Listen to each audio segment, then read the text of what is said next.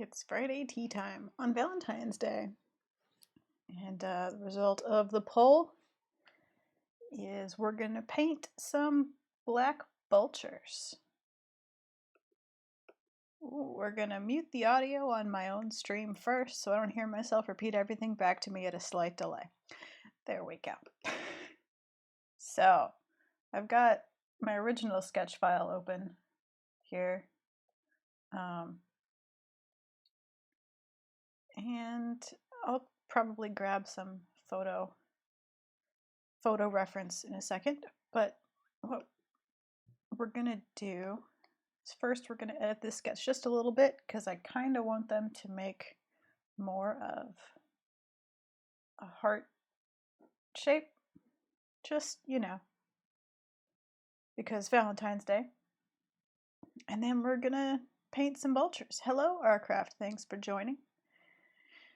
Today, on Valentine's Day, Friday tea time stream, at least it's Valentine's Day here. In other time zones, it may already be the day after Valentine's Day. In which case, hope you had a good Valentine's Day. Let's grab some photo vulture reference. Let's see if I put it in a labeled folder. Like an adult who organizes things. Oh, look at that, I did. Good job, past self, for labeling your folders. All right. Some good black vulture images here. Okay. So let's find a good visual. So black vultures have sort of black-gray faces and black feathers, as one might expect from the name.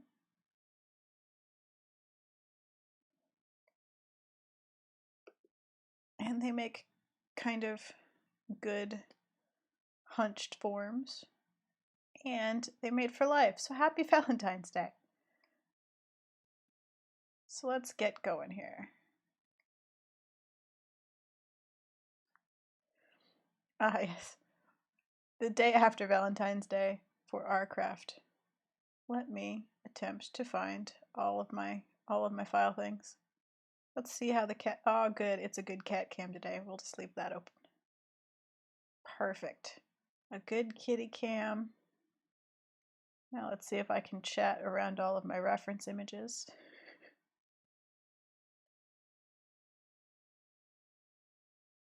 You'd think that 2 screens would be enough. You'd think, but it's not.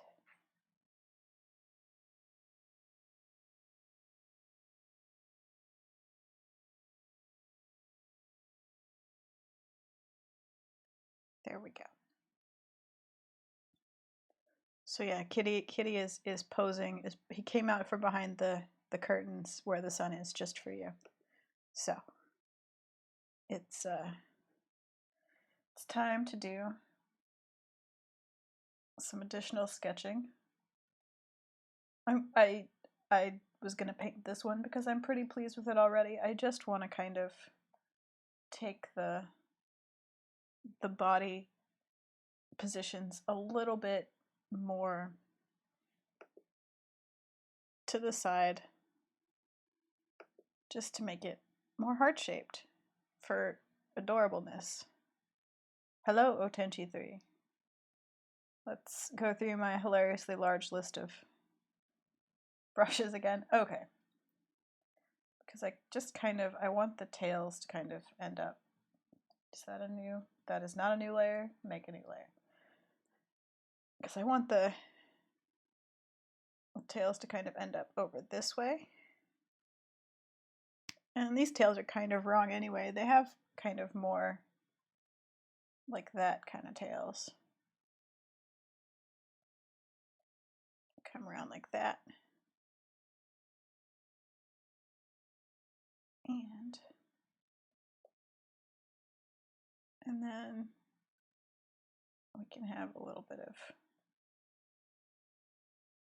the wing coming down here.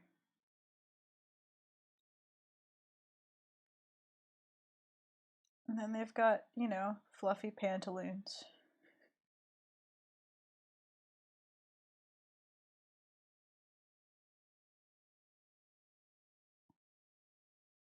And I mean, they're clearly on something, sitting side by side. So then let's just make this sketch slightly more adorably lovable and shift them just a little bit closer together. Rotate it a little bit so that they're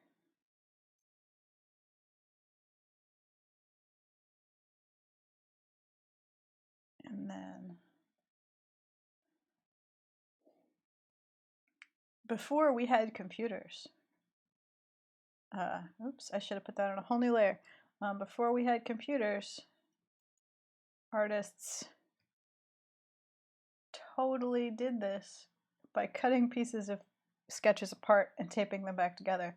You can see that kind of stuff in like old master sketches up in museums, like plans for paintings, where they've sketched something and like trimmed it apart, added a new bit, added paper and made it bigger, pasted it back together. So lest you think that I'm somehow cheating. No, this is standard practice right here. It just took a lot longer before.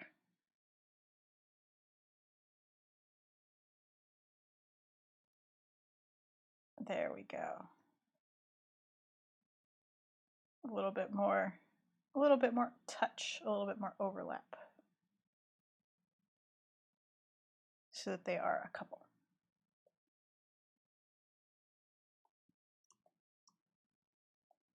And what have I done? I'm using an eraser. That's what I've done. Good. So I hope everybody's having a good day. This may be a slightly shorter stream. I might go for maybe 2 hours instead of 3 because I've got a lot of work to get done today still, it turns out. And, you know, maybe you've got Valentine's evening plans. I don't know.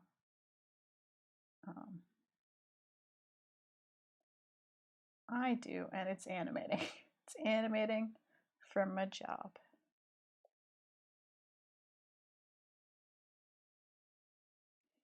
All right, and then I want this one to come over this way as well.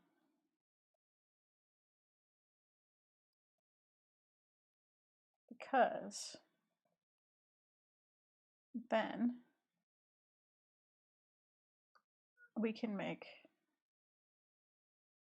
a little heart.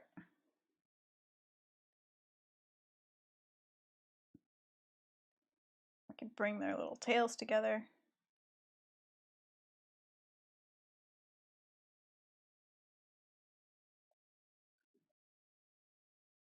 And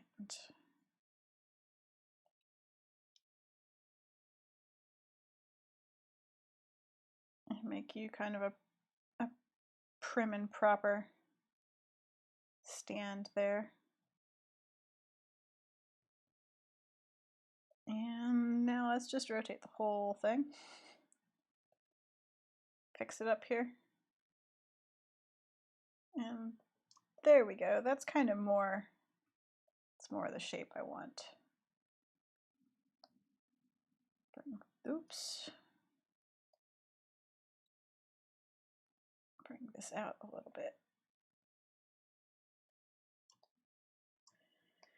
And now let's add some annoying detail here so I can paint it later without thinking about it. By later, I mean like in a second, just now.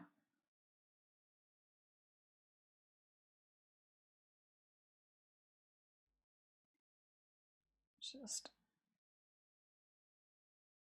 just really soon. But I want to remember where all of the details are.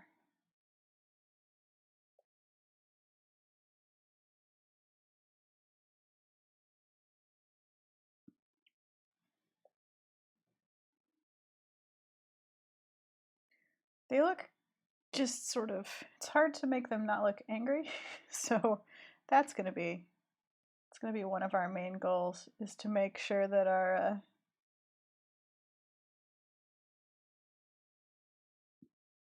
vultures are a loving couple and not an arguing couple.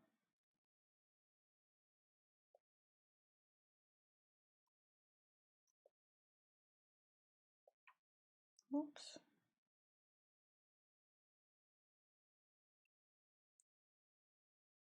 So there's the, and they've got very floofy necks. Vulture 1.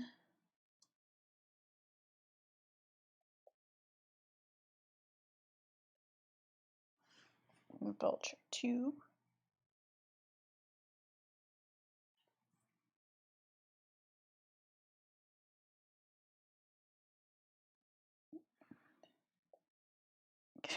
Hello, Auntie Shepherd.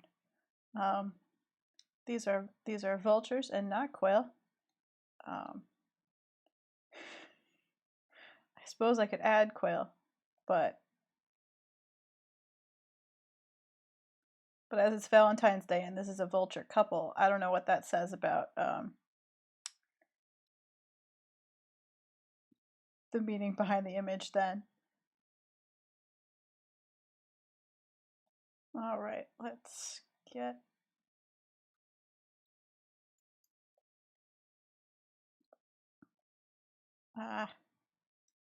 bill shape. Dead, dead quail. Yeah, add a dead quail. That was my first thought, and then I was like, I don't know. A little harsh. I should have known.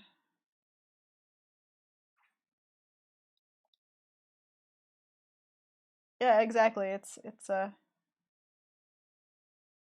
like getting a box of chocolates if you're a vulture.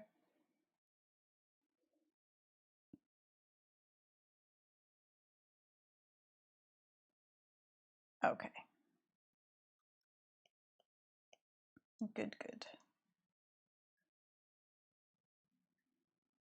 What are those? Those are nothing. Perfect.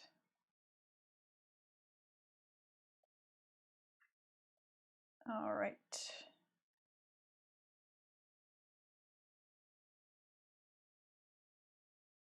Trying to decide how light to make my sketches. What are you? What are you? You just a blank layer? You feel like you're just a blank layer? Cool.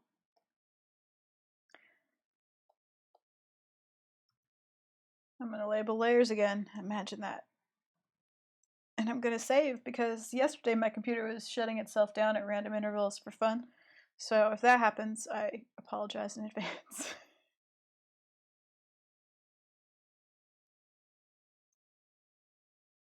It's fair, a dead quail is a good Valentine's Day gift for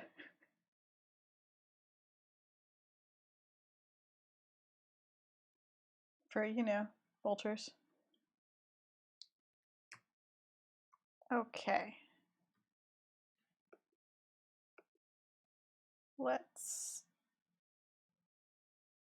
start as usual painting the faces.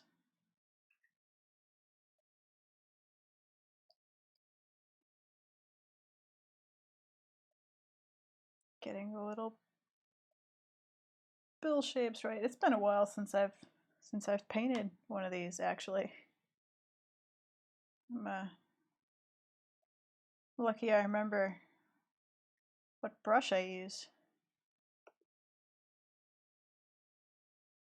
And actually, oh no. Let's see, harvesting.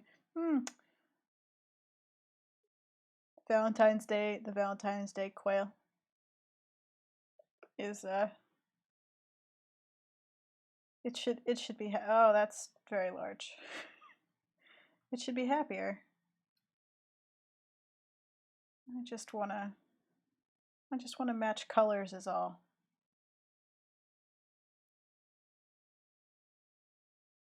I realize that that has ruined all of my good earlier work.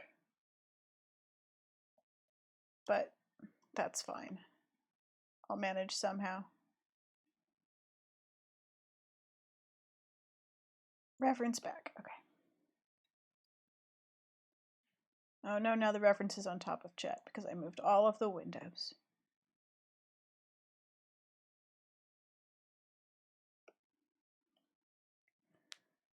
Okay.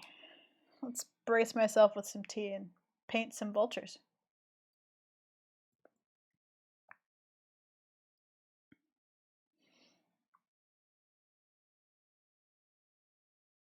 I am feeling a little slow in the brain today, so if I just go quiet, I mean, it's probably just that I've forgotten y'all are here. Don't mind me. I'm doing my best.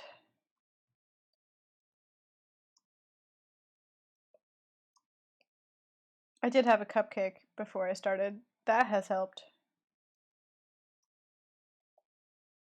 But I don't know if it has helped enough.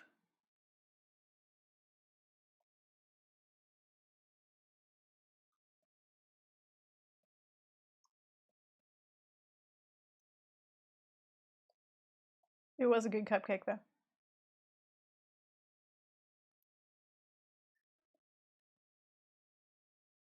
Oh, but you're Auntie Shepherd, but you're getting any reception at all? That's exciting. That you can watch any of it is good. Really.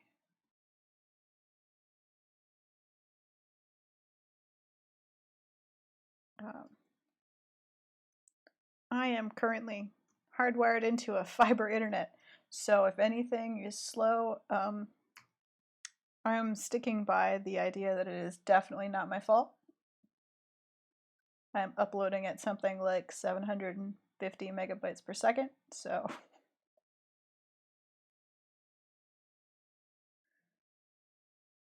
it's definitely not me, is what I'm saying. Although my Netflix streams really badly for some reason, even at that speed, so I don't know. I got nothing.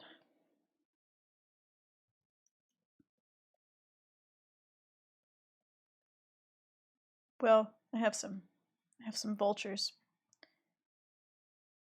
And that's all you need for Valentine's Day, really.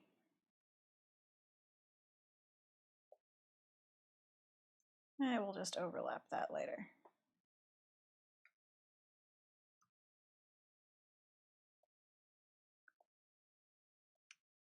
I'm gonna have some fun trying to make what is essentially a grayscale bird an interesting color. So we'll see how that goes.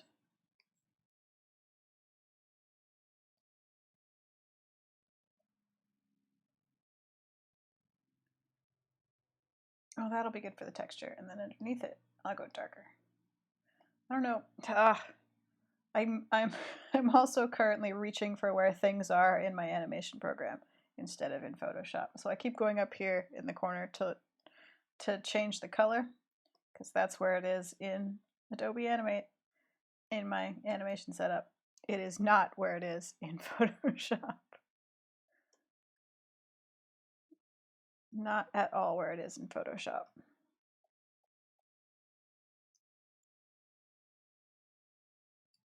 But that's fine. Just gonna. There we go. That's kind of a nice texture going on there.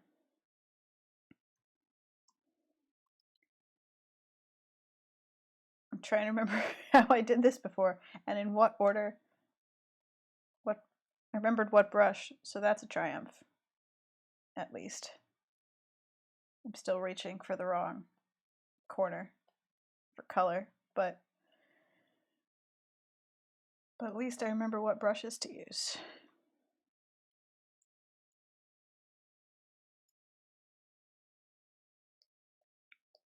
Okay. Let's do a little nostril here. So let's see, fun facts about black vultures. Oh, as I already mentioned, they mate for life, and they form family units, which is pretty great.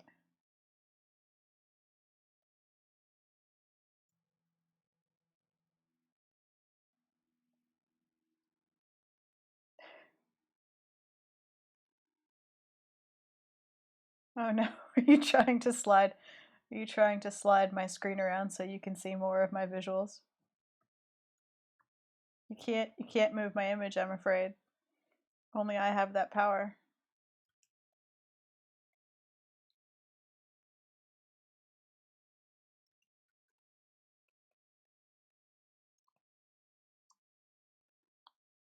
But that's fine. I can move my screen around. Just shout if you really need to see something. And I will make that happen. Nope, that's not the right shape.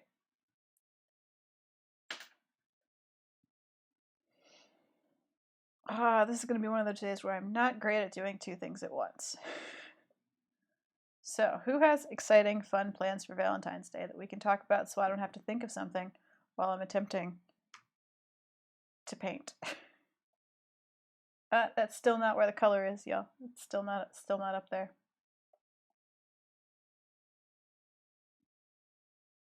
Ooh. It might be scientists is seeing birds of prey. That sounds fun. Excellent plans.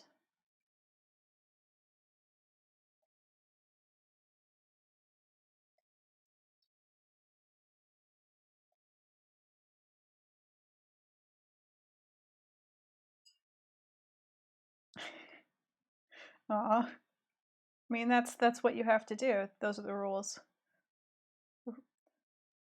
He Might Be Scientist was going to go see it last night, but on the way they saw a dog running around in the road, and they had to stop and find the dog's people. And that's true. That's what you have to do. That's just how it is.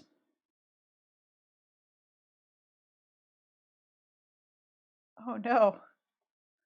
Got away from the pet sitter. I'm glad that you found his people.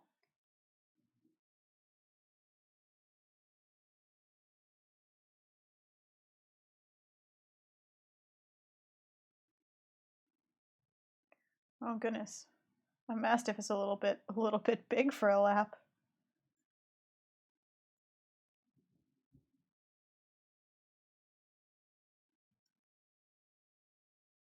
Well, that was a good Valentine's Day story with a happy ending.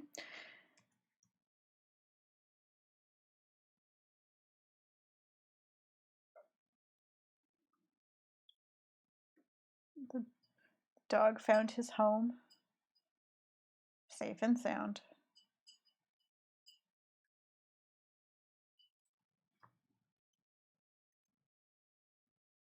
And now you get to see the movie today.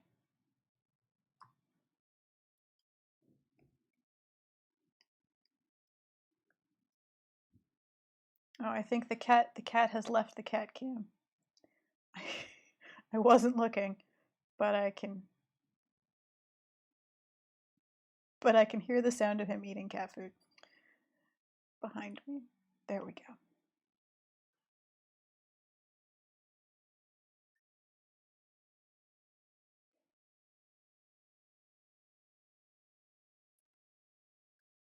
So good, a rescued puppy story.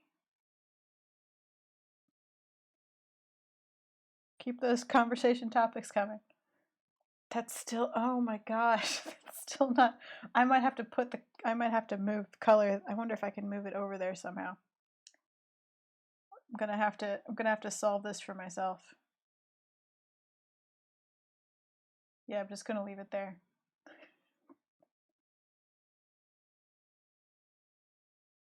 leave it there and solve my problem for myself.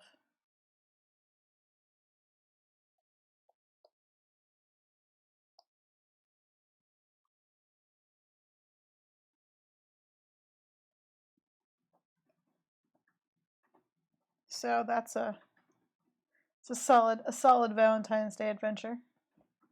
I'm gonna do this, and then I'm gonna work, and then ideally I'm gonna get more sleep than I got last night, which will be very exciting.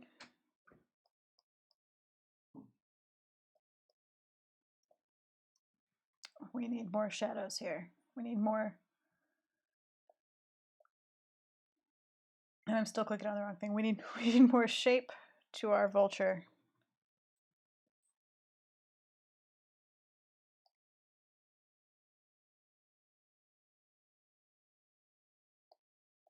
There we go. Shadow. And hello, Tirmas, who is doing homework on Valentine's Day, which, I mean, I'm gonna work, so I feel you. It's fair. These things happen.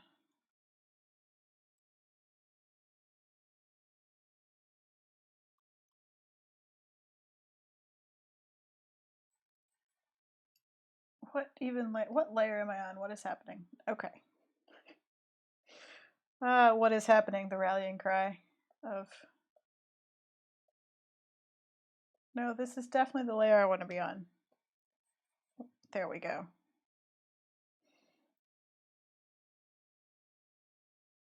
Cool, Cintiq. Now is not the time. Now is not the time to screw with me. Oh.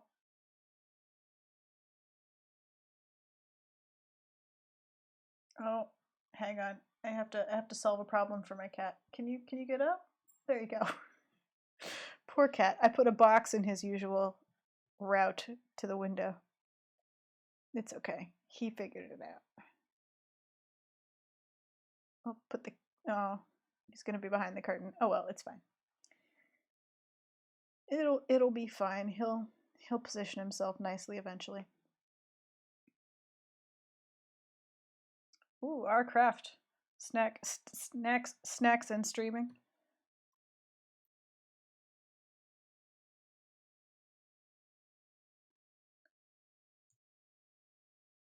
All right.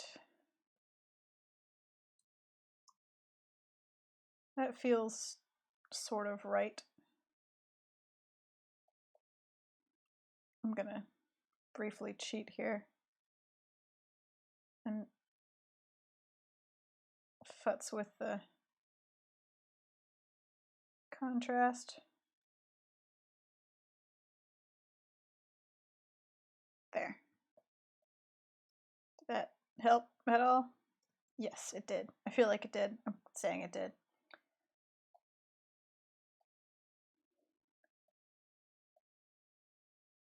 All right. Ooh. Doing an informative speech on how to make bread. Good topic, Tiramas. I agree. No complaints. Solid choice.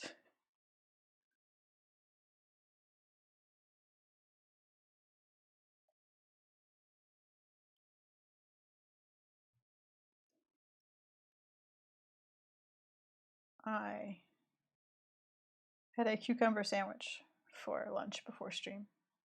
It's very, very appropriately tea time.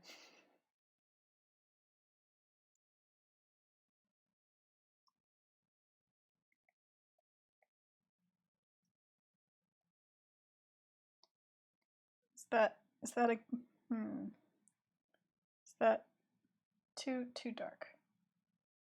Too dark a brown.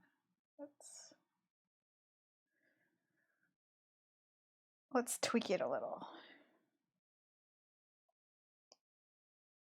That's better.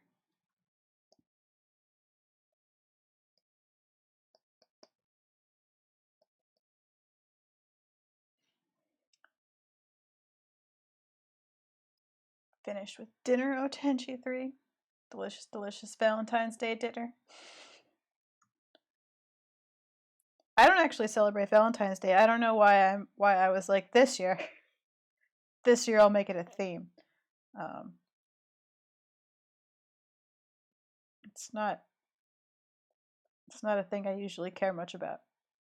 I mean, it's cute. I don't have anything in particular against it, save the same thing I have against all holidays that involve purchases. But that's just capitalism. It's not St. Valentine's fault.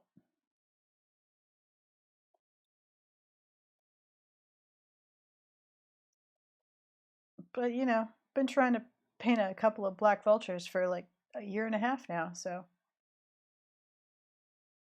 Ooh, hot dogs and potato salad. The classic Valentine's Day dinner. It's true. The half price chocolate day is definitely a better holiday. Truly. Truly a better day of celebration.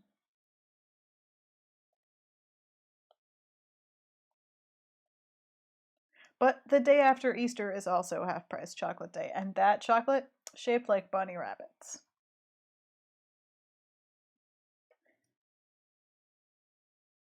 And I have a weird soft spot for terrible, cheap chocolate hollow bunny rabbits, so.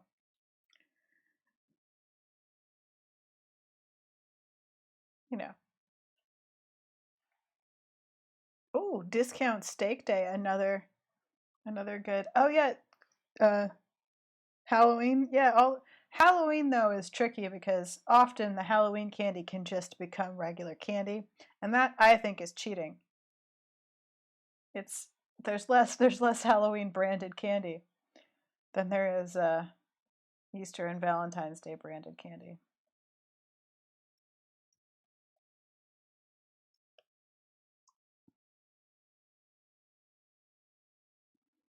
Which is, yeah, discount candy corn season. It's Halloween doesn't have enough proprietary candy in my opinion. Of all of the holidays, it is surely the one that should have the most proprietary candy. All right, now I've got to attempt to do the texture on this vulture face. And I think I have a plan. I don't know if it's a good plan, but I'm going with it. And we'll find out soon enough.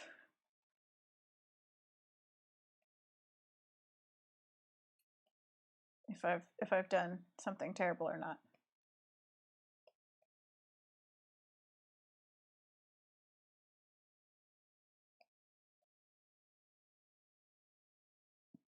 Wow, my brain put sous vide and candy corn together and I was confused.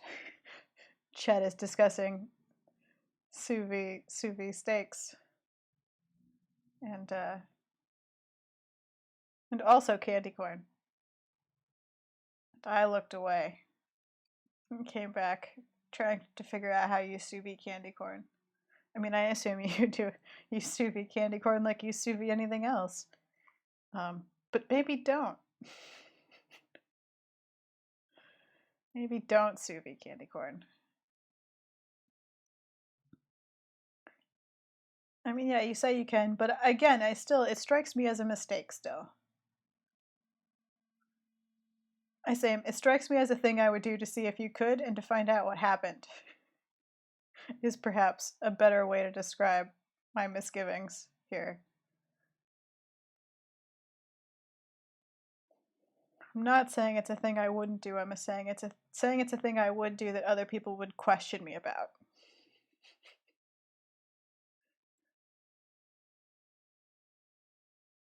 Other people would have concerns and I would have to explain why I did such a thing. Norwegian disaster cheese. What? Explain? to the best of your ability what that is? They might be scientists.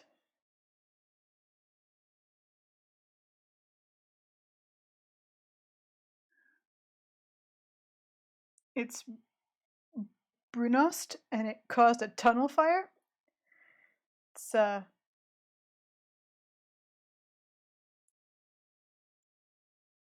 good. There's a BBC link about it, chat. You too can find out about the disaster cheese.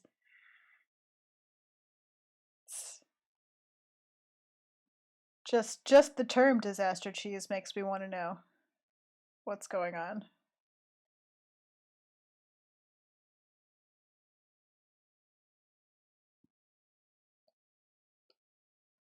I mean, of course disaster cheese would be goat cheese. Of course.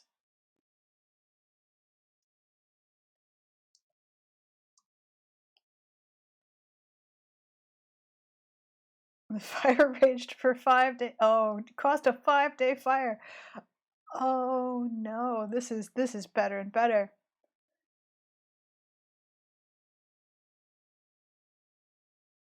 Police officer Vigo Berg, who is the best name for a police officer, said the high concentration of fat and sugar in the cheese made it burn almost like petrol if it gets hot enough.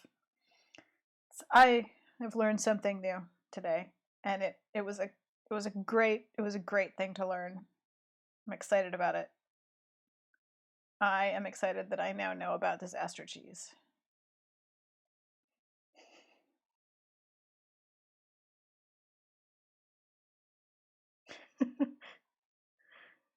Oh, the lorry driver said I didn't know that brown cheese burns so well.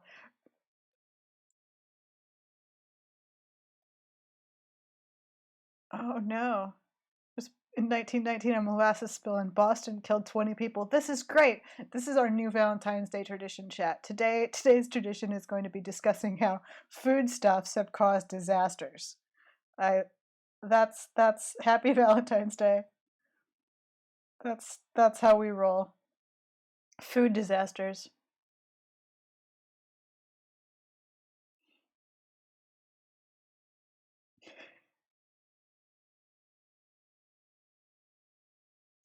Mm. Apparently this cheese is not like usual cheese, but it's not bad. It tastes kind of burnt already. I mean, okay. Eh, I don't know if I want to participate in the poll of would you rather drown in molasses or die in a cheese fire. It's it's a tough call. Oh, and in Kentucky in 1876 it rained meat. What happened there? Is there more to that story? A cow exploded? What's the what causes meat rain? Inquiring minds want to know.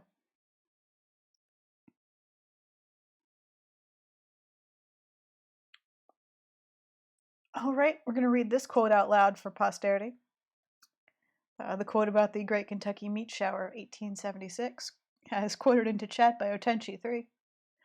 The meat, which looked like beef, fell all around her. The sky was perfectly clear at the time, and she said it felt like large snowflakes.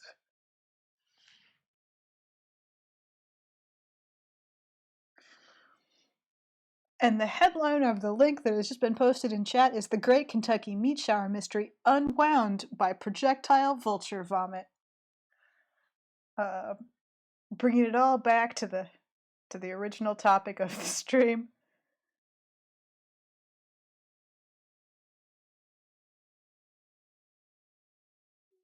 Oh dear. Projectile vulture vomit. It's perfectly topical. Yes, exactly. So I actually feel like we need to adjust our vulture a little, because I think that we kind of need to have skin down here Yeah. Or like that. I say adjust the vulture, but probably just adjust some positioning of our paint layer. Hello, Figment's maid. You've missed a discussion of multiple food-based disasters.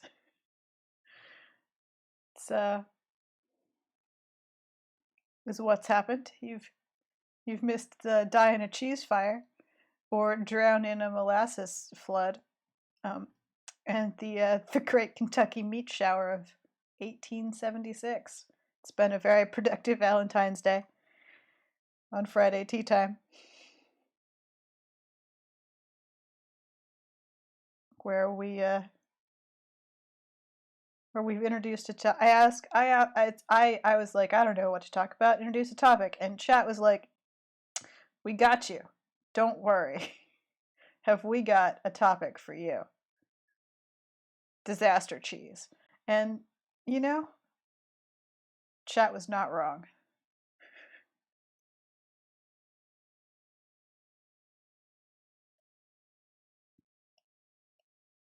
And yeah, we're just puttering along, taking my time painting vulture wrinkles, because you want to get the vulture wrinkles right.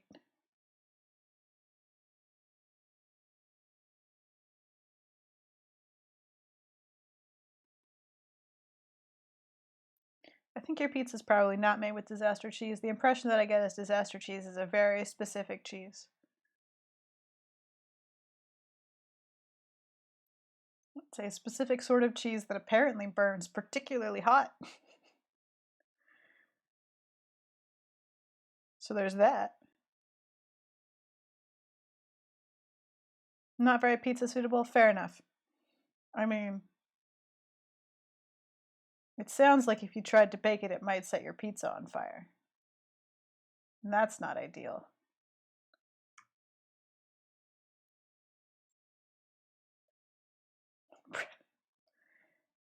Prepper cheese sounds like it's just like cheese in a can that will never go bad.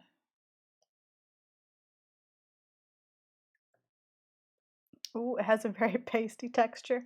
Oh, good. So when it burns, it also sort of adheres to things. That's great.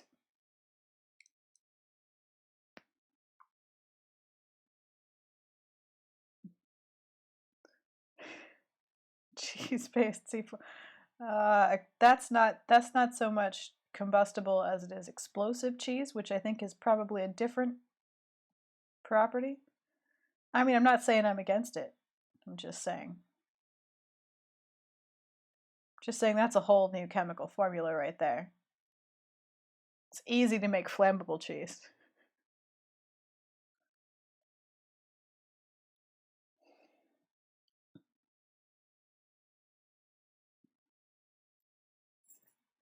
I know that what has just been said in chat is a Game of Thrones reference, but I don't know what it refers to because I don't watch Game of Thrones. So chat, respond accordingly. It's on you.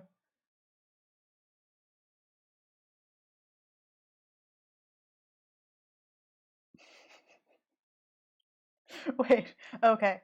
Is it we might be scientists. Says, okay, look, but if my current D&D character is a paladin of the Order of the Anti-Fascist Ox, which is a great order, and I recommend that everyone be touched by the Anti-Fascist Ox God. Yes, there can be a related order that specializes in cheese-based weaponry. I agree.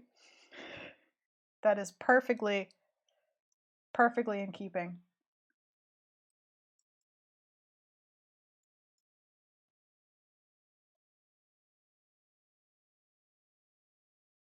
Oh, not a god, just Saint Carrie. Oh, touched by Saint Carrie.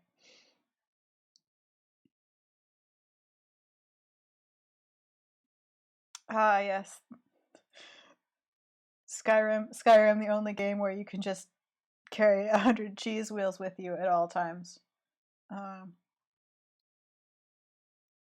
Semi-related fact: N.K. Jameson's Skyrim streams where she just steals all the cheese are some of my favorite streams.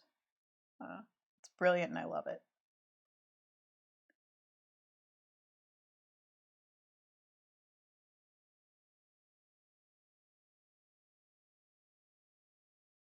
Ursula has a lot of really cool like saint iconography style art for Fantasylands, which I really enjoy.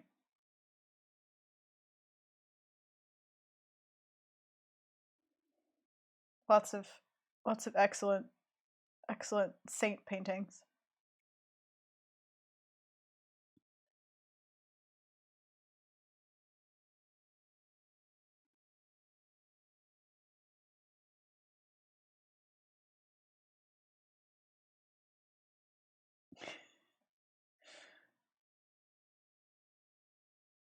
Cheese parmesan. Yeah, if you were gonna make a cheese based projectile or stabbing weapon, Parmesan's a good place to start.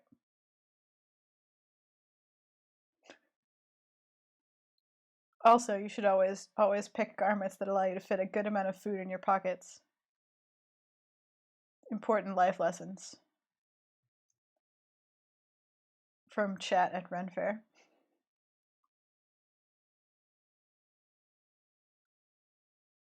You never know when you're going to have to stick a loaf of bread in your pocket.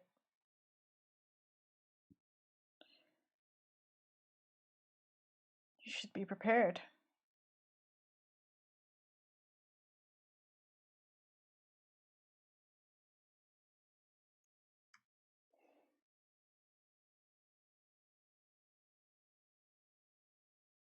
Yeah, period appropriate nut-free food that didn't need refrigeration in the pockets of your clothes.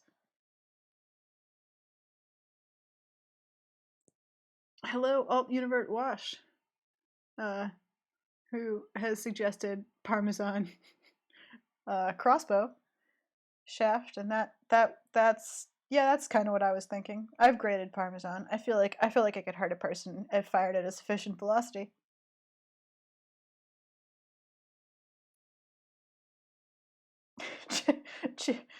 a cheese boucher. Yes, just a whole wheel of Parmesan launched at your castle keep walls.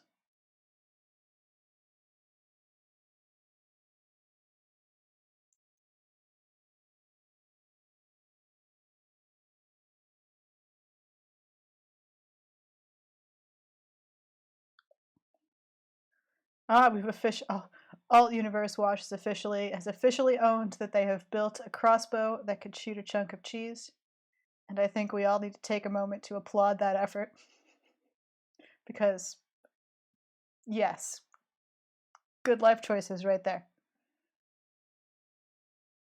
Absolutely a thing that you should be doing.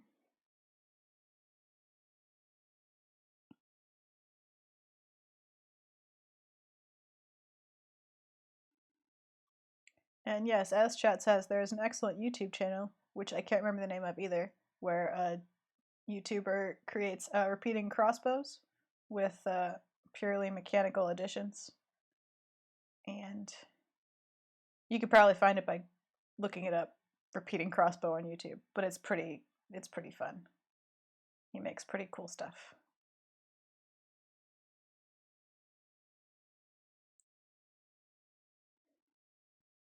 Right. So crossbow bolts and the load of a trebuchet seems like the best possible cheese defense.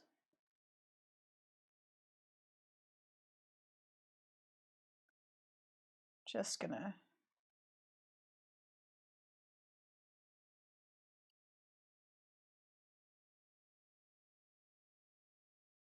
there's so much more vulture face to go. I knew that part was gonna take the longest, but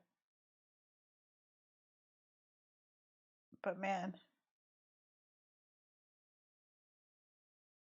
so many little face wrinkles. It's a good thing we have cheese crossbow balls to talk about in chat, because at a certain point I would run out of things to say about vulture face wrinkles.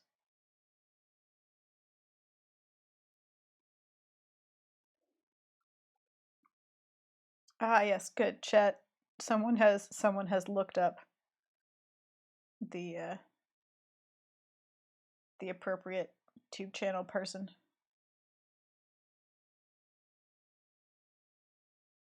And the person is George Sprave?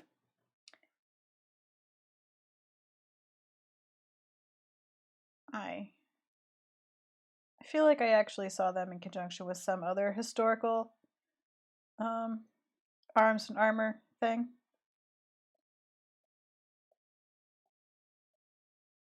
Because yeah, of course I watch arms and armor history YouTube. Of course.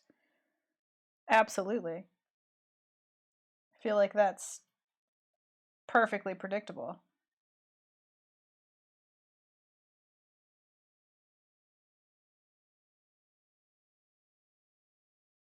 Um,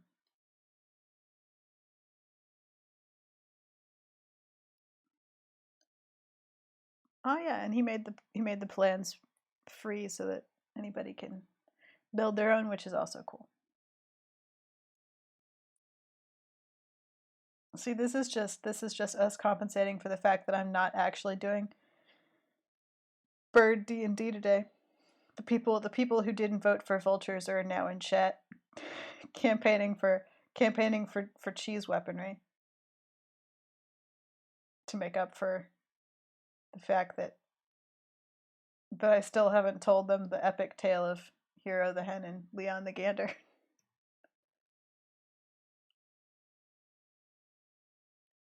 One day. One day I'll actually. Yeah, I don't think there's time for both. Um, Also, I don't want to run out of topics. I need to bring back the ones that lose the poll for later polls. Um, but I mean, to be fair, they were tied for most of the poll until I like berated everyone for being not as helpful. Um, but to be fair, I have also brought up the vultures a number of times, and they've always sort of skated by, not quite made the victory of any poll. So it's kind of their turn.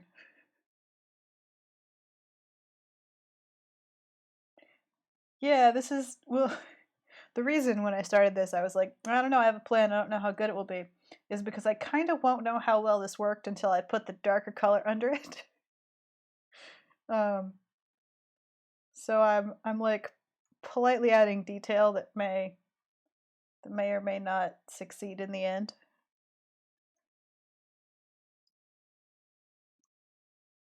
But it's a nice meditative detail to keep adding. And yeah, black vultures are some of my favorite birds, and I like to bring them up as a joke on Valentine's Day because everyone's always like, swans made for life, and I'm like, yeah, but so do black vultures, and they're much cooler, so much cooler.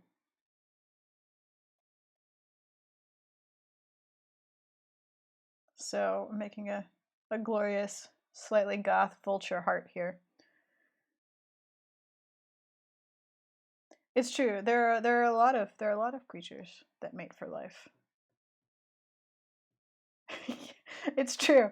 It's sort of a running gag at this point that Hero and Leon are characters that I just bring up and then never explain.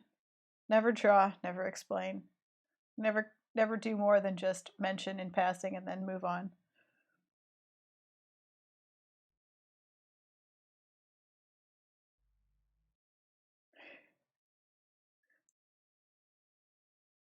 I mean,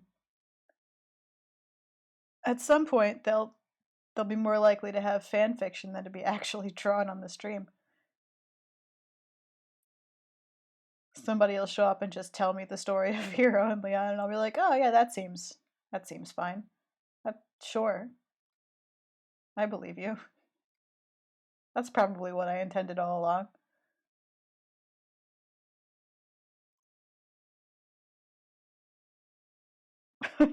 Just, you want to keep the mystery forever. You're like, no, paint the vultures. Let me live in eternal mystery. It's a little, like sometimes when you've read a really good book, and then another one is coming out, and there's a part of you that's like really just worried about it. Like you should be excited, but you're worried they'll ruin it somehow. That's that's what's going to happen to Hero and Leon. The mystery and the suspense is going to become greater than the possible outcome.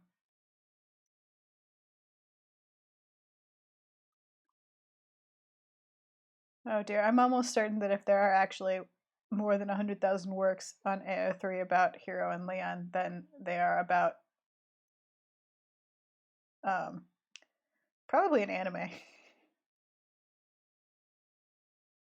Uh, but yeah, no, it'll happen eventually because, as we know, I do abide by polls even when Auntie Shepherd hijacks them, breaks them, and turns them into something completely different.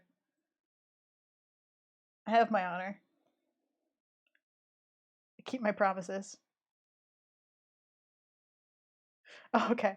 Yes, I thought you were all universe wash, but there was a part of me that was like, I bet if you did look that up, I bet there are some works because I bet that those names are somewhere together, even if it means some sort of crazy world crossover.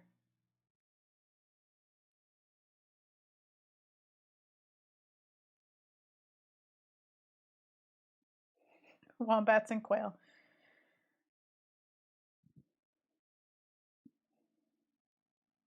Yeah, sheep. I mean, to be fair, the sheep guana exists because of a broken pole. Although that was it was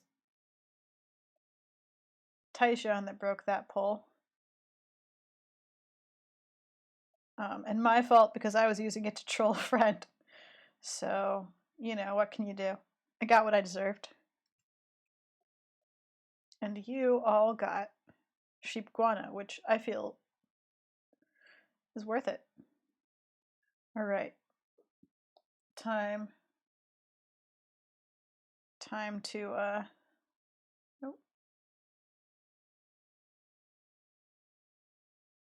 time to see if we can prove. Okay, that's a bit too dark. I'm gonna prove how well this worked.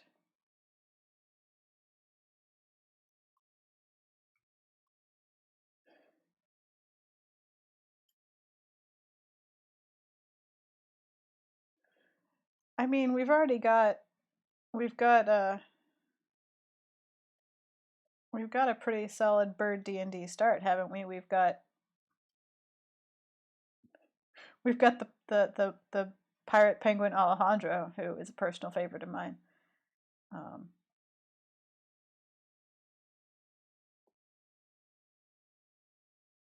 the the starling cult. Oops, put all that over the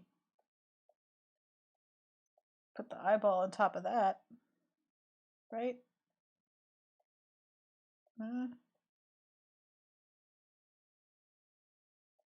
Uh huh. There's the other piece. There we go. There's what's happened.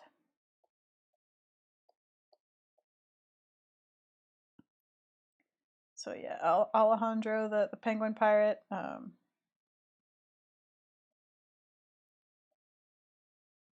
The starlings, the murmuration cult.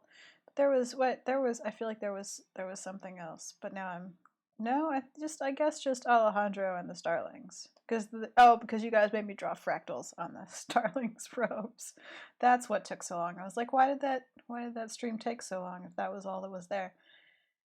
And now I remember someone asked for fractal robes.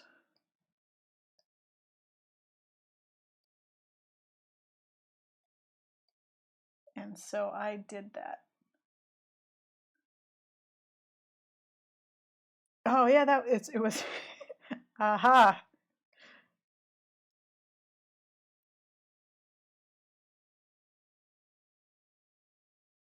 I mean, how many cults can we have? It's we do need some sort of thieves or assassins though, obviously, since it's bird D&D. So there's work still to do. Oh, there's just all the cult, everything's a cult. Fair enough. Man, Starling murmurations are a little bit odd. If there was ever a cult, it was Starlings for sure. Besides, someone named that the murmuration, and like they were just asking for it at that point. All right, that feels pretty good. Lots of detail, lots of texture.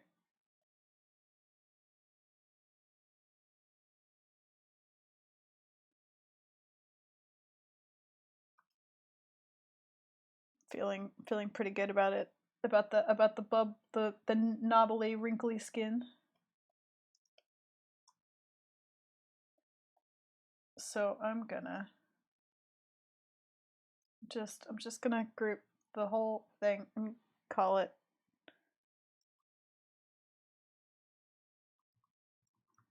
so I don't forget what I'm doing. I'm gonna try and be tidy today. Because today is the sort of day where I'll just get lost in what I'm doing, I think. No, move you out of the way. All right. Now.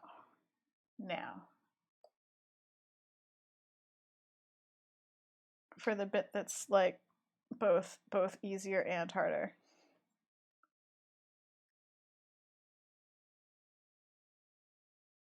I feel like that's too big a brush. Well, too many undos.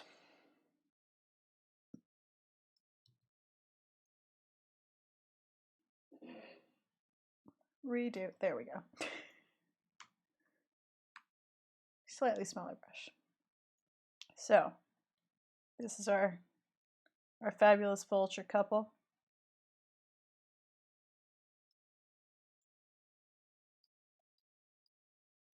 Trying to get, because they've got kind of floofy feathers around the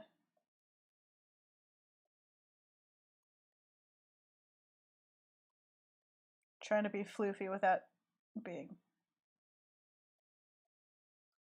just too crazy. Okay. I think that what we're gonna do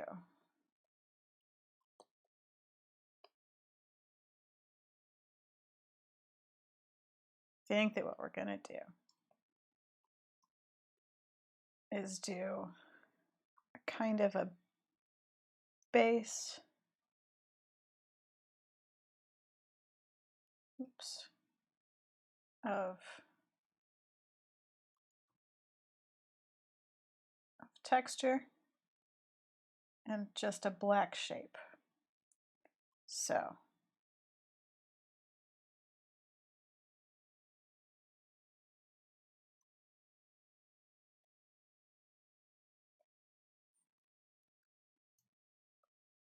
there we'll have and then we'll do like gray highlights. That's my plan. Oh, good. Kitten has rearranged, so you can see his adorable kitten face. Yes, this is Jack, my cat. He is a champion napper. He He has various places that he progresses to specifically for sleeping.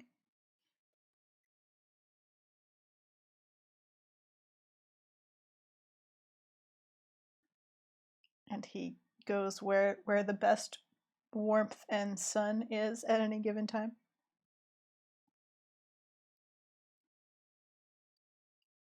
If it was cloudy, he probably would not be in this window. But luckily, it is a bright sunny day, so he can photosynthesize to his heart's content.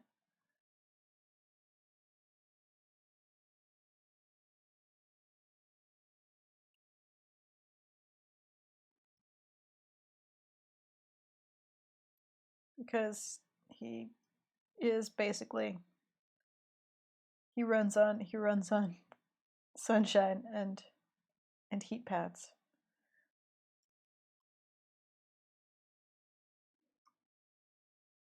All right.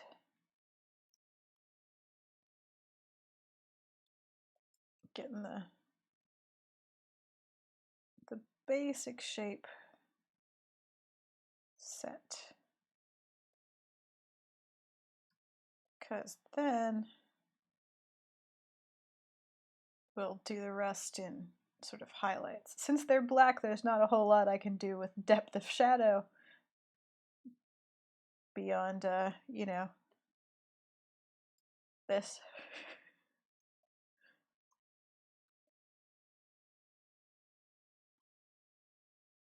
But that's fine.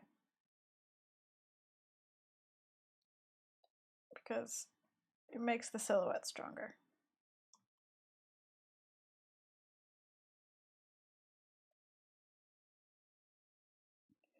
Yeah, exactly. The cat napping on the cat tree and then gets up, stretches, and moves to nap on the couch. There are various napping places. And at different times of day, different napping places are superior.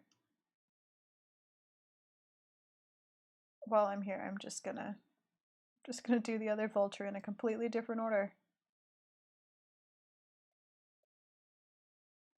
I made this brush bigger, didn't I? There we go.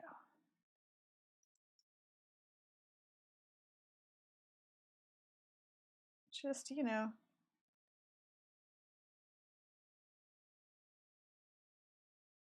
get.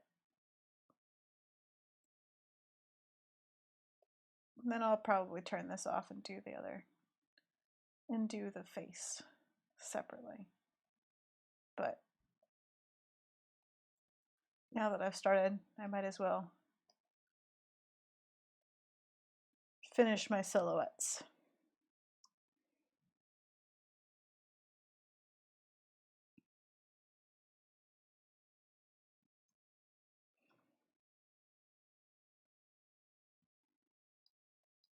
Okay, tails.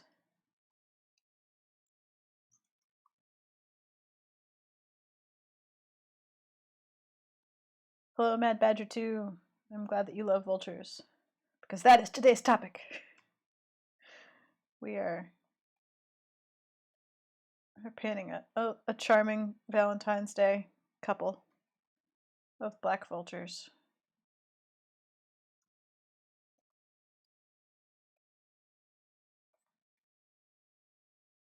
And we're mostly just doing the body shape right now, and then we're going to go and do the hilariously detailed face of the other vulture. But I thought maybe while we're doing the one body, we should rough in the other, let everybody have an idea of what's actually going on, what the end result will be like.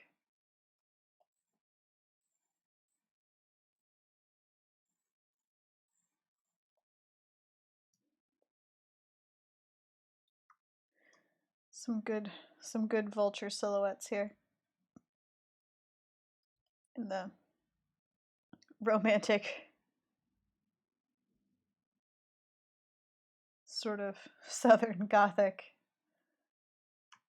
Valentine's Day card.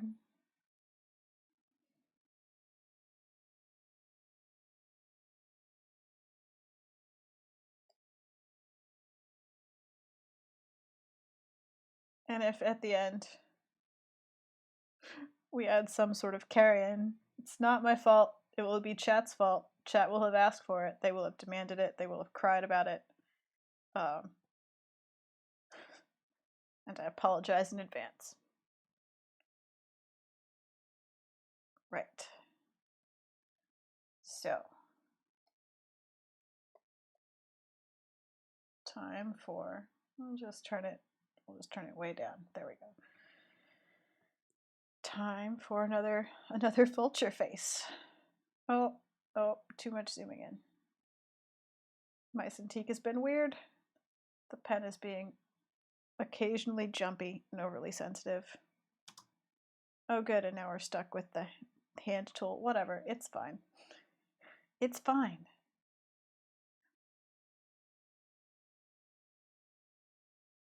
I'm not mad, just disappointed. Oh no. I mean, that's fair. The carrion would have to be an animal heart just to make it. I mean, I guess more romantic. It's sort of romance, I guess. I mean, but is it the most delicious part? Like, you want to save the best part of the carrion for your sweetheart.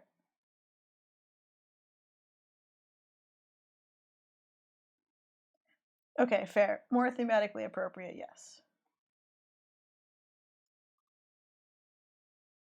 If not the most tender and delicious part.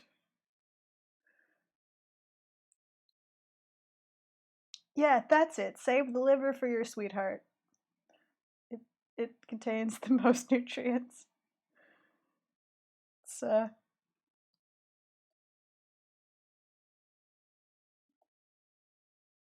show your sweetheart you really love them. Save them the liver.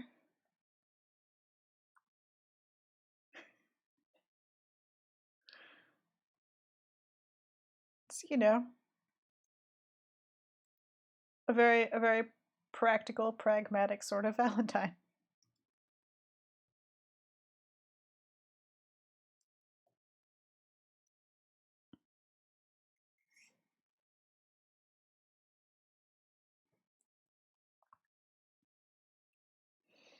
Ah, yes, they might be scientists, knows the details. Which I will read because I feel like we're that kind of stream. I think that no one's under any illusions, right? On a fat-free basis, muscle can have more protein than viscera, but viscera has important microminerals too, and vitamins. Currently, They Might Be Scientists is writing a conference abstract about this very topic. Perfect.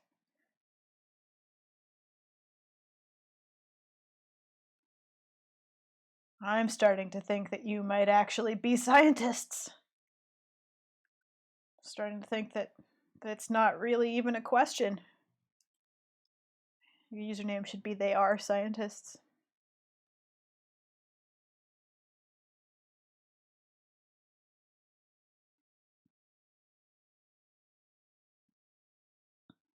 Goodness.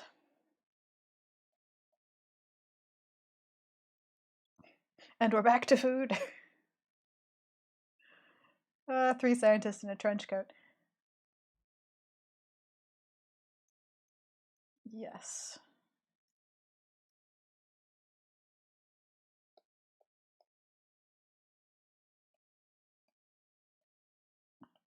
They might be more than one scientist. Who knows?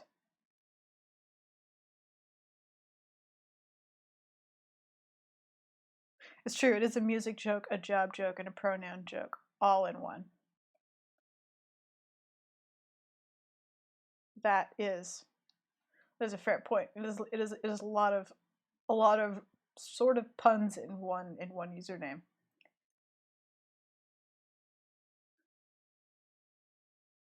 It's true. I don't know that. Well, I don't know.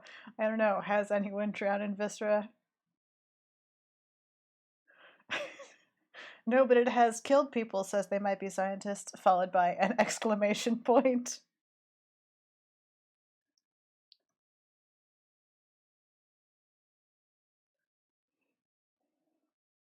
I mean, I would say that those explorers learned the don't eat carrion liver the hard way, if anything.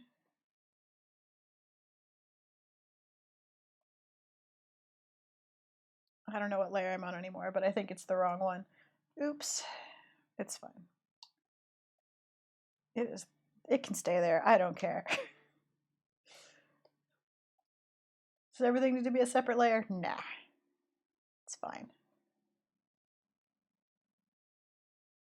Ah, yeah, sorry. I read that wrong. It's don't eat carnivore liver, not carrion liver, because those two things are different.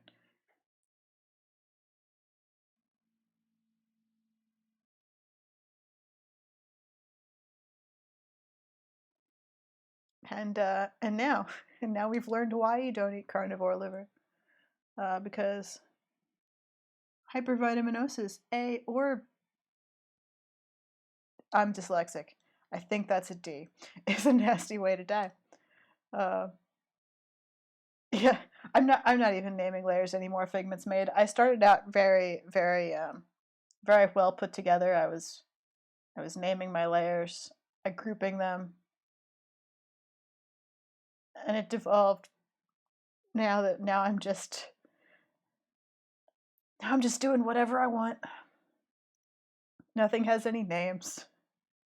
Who knows what's on what layer? I certainly don't.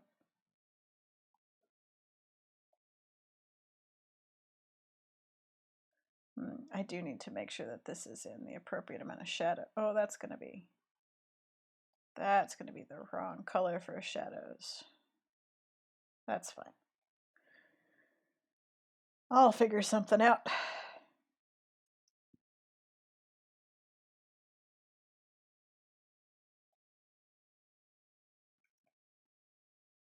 Because they're behind. No, they just, it automatically numbers. We're up to layer 22 in my auto naming.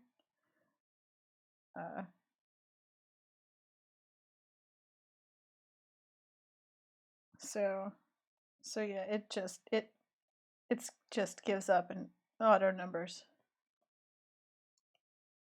when I make poor choices, like not naming my layers. But then, that means there's 22 other layers without names, just numbers, and I don't know what's on any of them. So, there's that future problem. Which is why often when you see me streaming stuff like this, I'll start being like, what layer is it on? And turning things off and on to try and remember what layer is what. That's what that's about.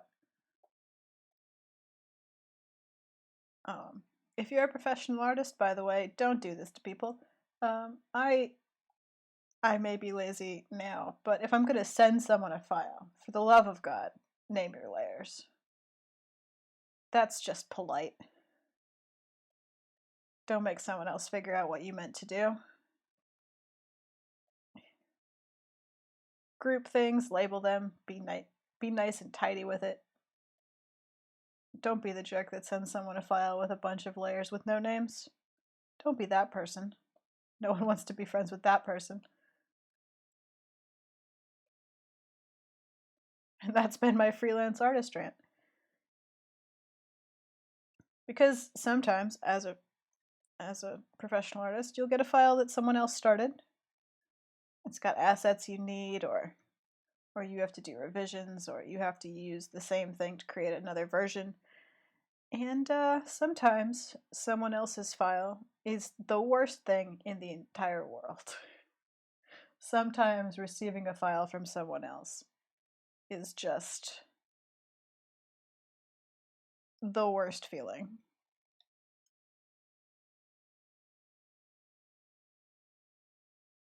Because you just know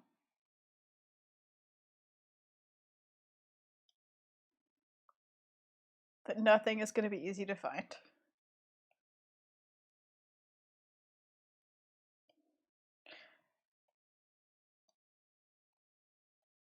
I feel like the end of that rant is, and that's why I work alone in my house and stream on Friday afternoon. But no, that's just helpful professional tips for your future artistic careers. In case you want to impress an art director someday.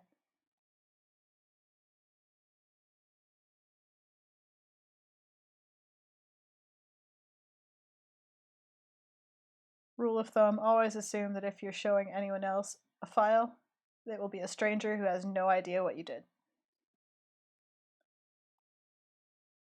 However, if you're live streaming and talking to chat while painting vultures, just let them be random. Who cares? What's the worst that could happen? Note to self, as I say that, save that file. As it turns out, I know the worst that could happen.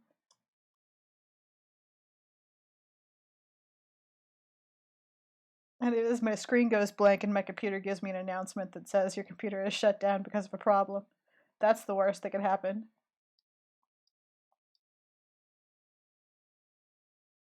Yeah, I know. It's like, I'd better save.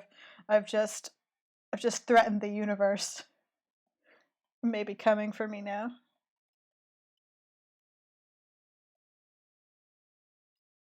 And I'll deserve what I get.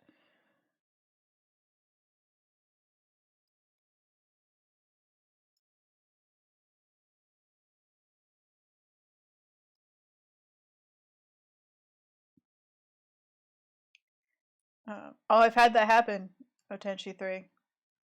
I have had a computer start to boot up and then make the we used to call it the click of death. Solid state hard drives now can't do it, actually, which is probably the best thing about them. But back in the day, a thing could happen to your hard drive. Kids, let me tell you of the horror of non-solid state hard drives. A thing could happen where the reader that was reading the disk of your hard drive would get knocked very slightly out of place. And then instead of reading your hard drive, it would destroy your hard drive. And oh man, it's if you hear that noise, that meant that your data was gone. Just irretrievably gone, because the reader had scratched the crap out of the disk that had stored it. And now it was unreadable.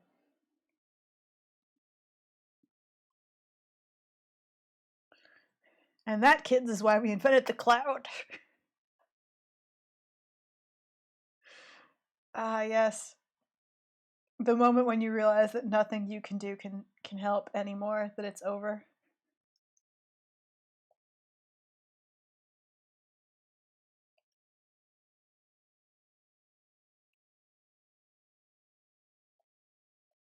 Ah. I didn't make a new layer, everyone. It's my fault. Let's try again.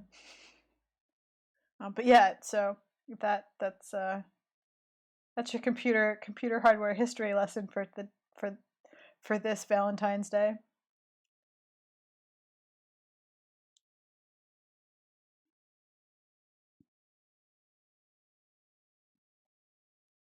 Yes, a moment of thinking it might all be okay, followed by the certainty that it actually won't.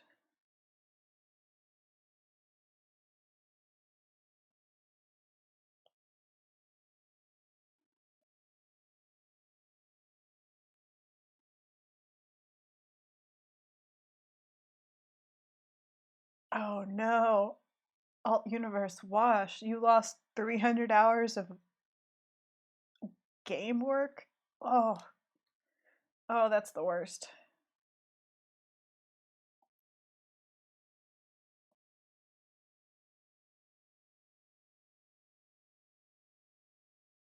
Oh no, the worst. The worst was when you had one of those game box sets that were like 24 floppy disks and you were like on like disc 20, and for some reason it was scratched and that was the end. You could never go any further. You were never going to find out how that game ended.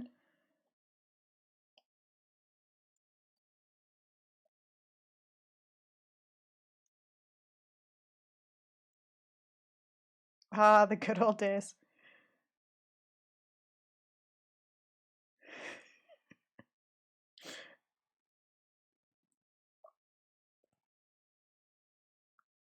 Yeah. Yeah, I remember floppies when they were bigger than 3.5 inches. When they were actually floppy.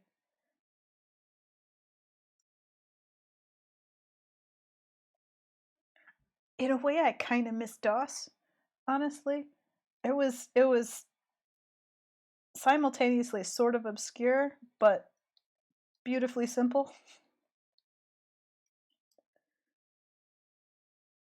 I just asked it for what I wanted and it did it.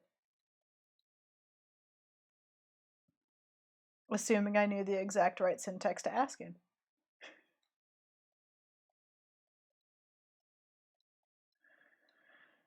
So, hello viewers younger than like 35. We're we're talking about computer history today, since we've apparently run out of food-based disasters to discuss. Oh no, we've offended the kitty. He's gone. Oh no, it's just second breakfast. He'll be back. I'll just leave it open. It's fine.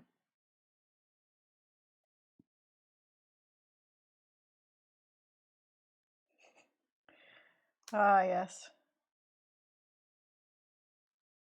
In the olden times.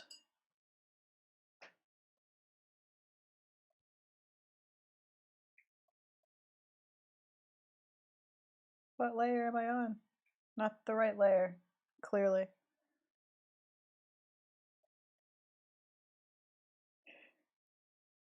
Ah, yes. Those those days of yore when you could accidentally wipe your hard drive.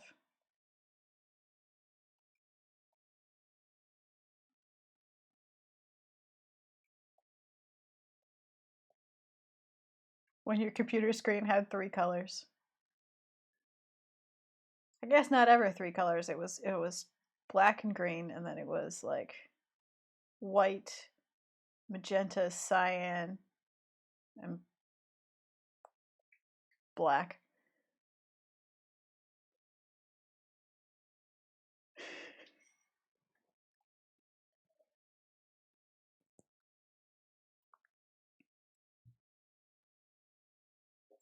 Ooh, I forgot about the amber and amber.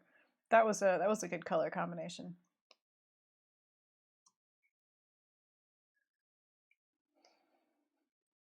So, computers. They used to be they used to be quite the thing. Such an esoteric hobby when they were new.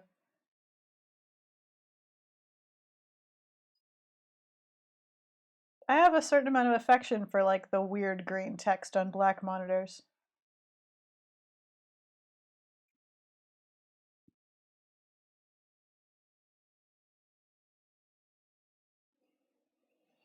No particular reason, just.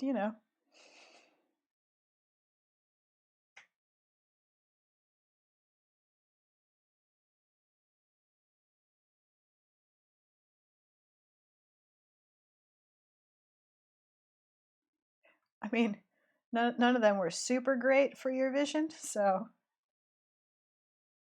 pick your preferred color, really.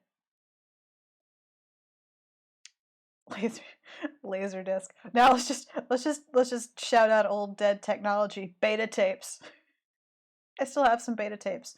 For whatever reason, those are the standard, um,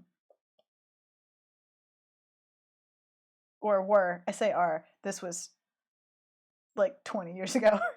They were the standard for transferring the brand new world of digital animation to a more archival format that you could show at film festivals. That's right, beta tape, the official digital video format of film festivals everywhere.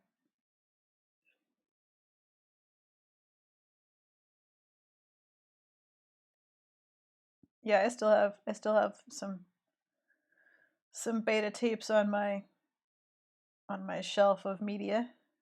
I don't have a way to play them. I don't have a beta player, but I still have the tapes. So someday.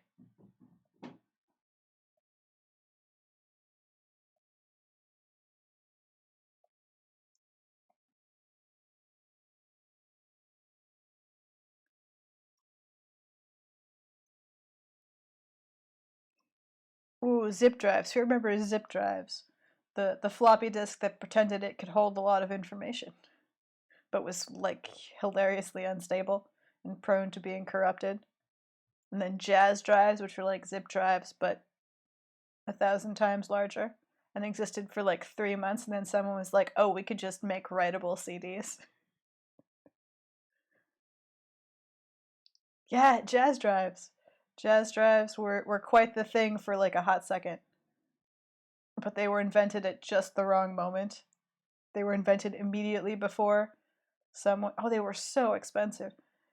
Um, they were invented right before someone was like, "Oh, burnable DVDs," just like the moment before.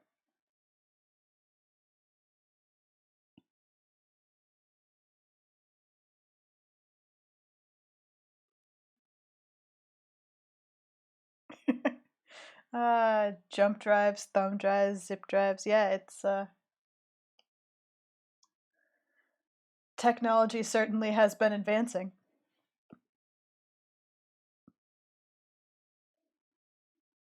I have I have more gigabytes on my keychain in just a little thumb drive than I had in my college computer. It's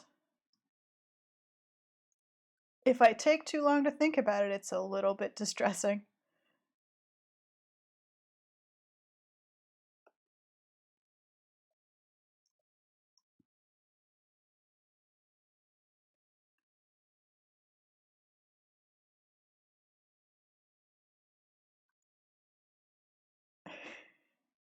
Yes. Back when megabytes were like like 250 megabytes was enormous. Just like an astonishing scale.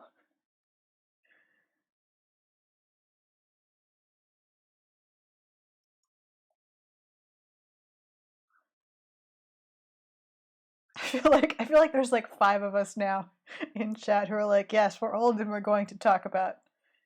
old and we're going to talk about computers from our youth, and everyone else is just like, okay, we'll just let them talk. I got nothing to add. I was like, sure, sure, Grandma, it's fine, whatever.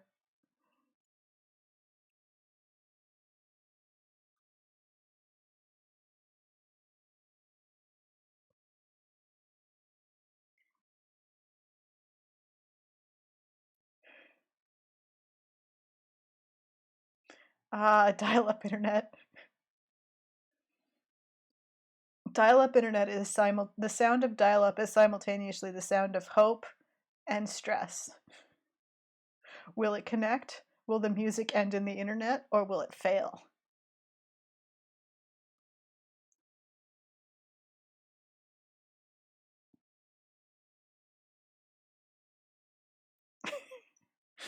Oh yes, 10 megabytes. How would you ever need more than 10 megabytes? It will last forever. Uh the olden times.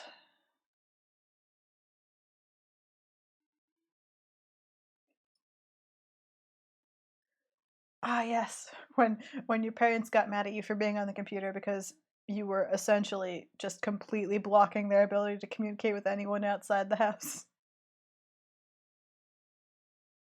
That's you've tied up the magical phone line.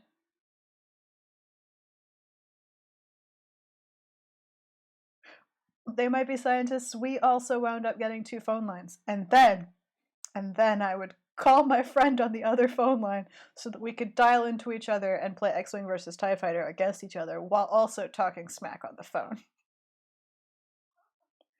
It was let's just say it backfired. It's not the purpose of the second phone line, it turns out.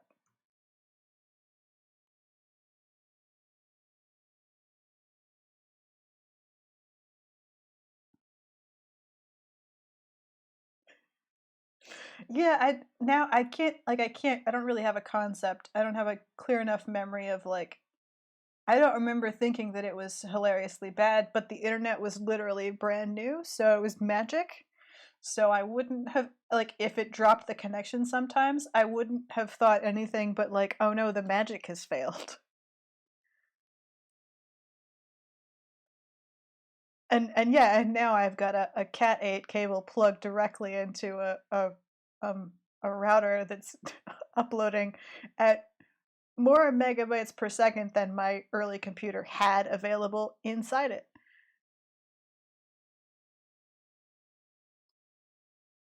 Because you know,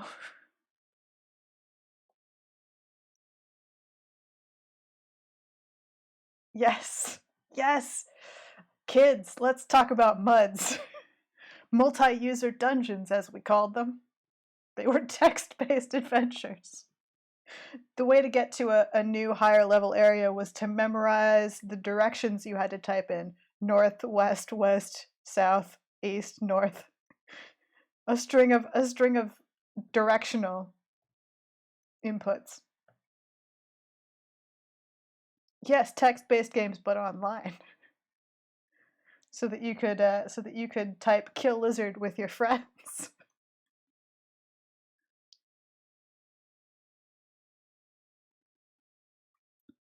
Um, and as I said, to us it was magic. It was crazy magic. It was wild that it existed at all.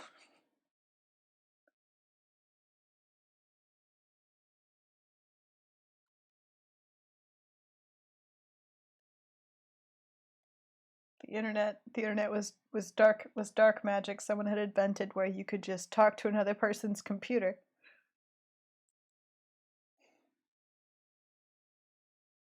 And now here I am telling you about it while live streaming high resolution video of me painting a black vulture. Cool, huh? Happy Valentine's Day. I'm just out of curiosity, I'm gonna check. Oh, we've still got 9 people watching. We have our talk of ye olden times hasn't decimated people's desire to listen to this live stream. So that's helpful. We haven't driven everyone away with our reminiscing of the olden times.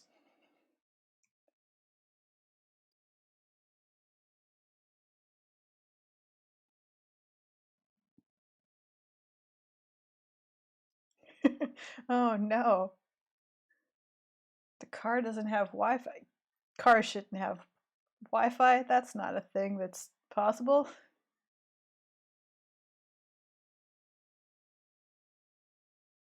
It's true. It's, I'm streaming to Australia in the future.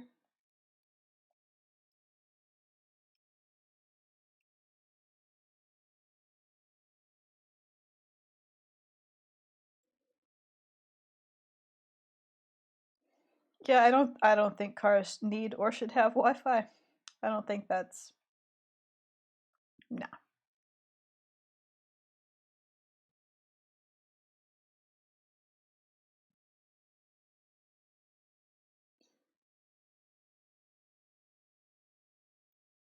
Oh, yeah, I don't I don't know. I don't remember the name of the online BB system either. Cars, yes, cars no. Public transit should definitely have Wi-Fi. I mean, that's the least they could do, right?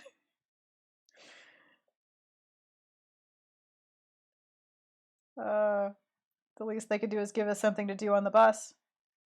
That's probably unfair. The least they could do is take us to where we want to go. But yeah, Wi-Fi on public transit is a good idea.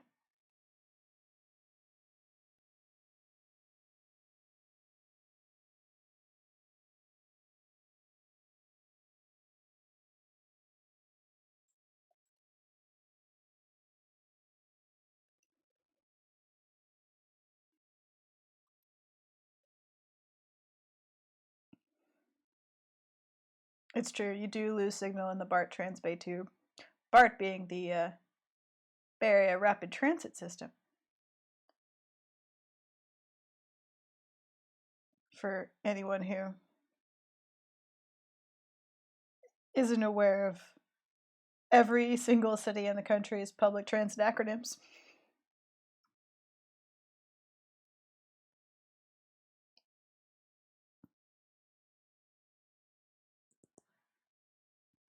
So right, I'm weirdly familiar with a surprisingly large number of transit acronyms for some reason.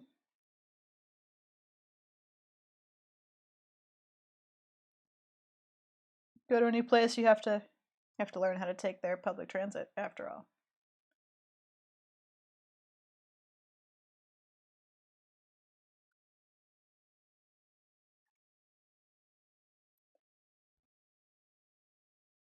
Ah, yeah, yeah. I guess BART is it's probably been mentioned in various media at this point.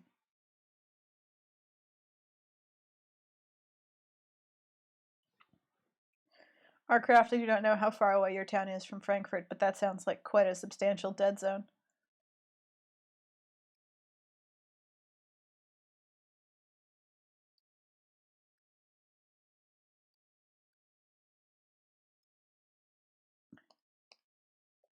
So, all right, back to face texture, back to the meditative creation of vulture face texture.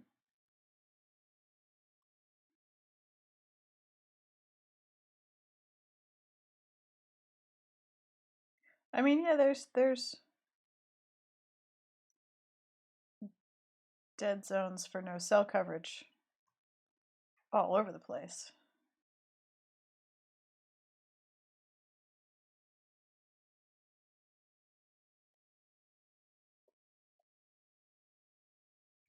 I think my favorite thing is like being hiking in the middle of nowhere and seeing someone holding up their phone trying to use Google Maps. That's just the best slash most concerning feeling. Like, oh no, no, no. Google doesn't know where you are. I know it seems like Google always knows where you are and what you're buying and like what you're searching on the internet, but right now, Google doesn't know where you are.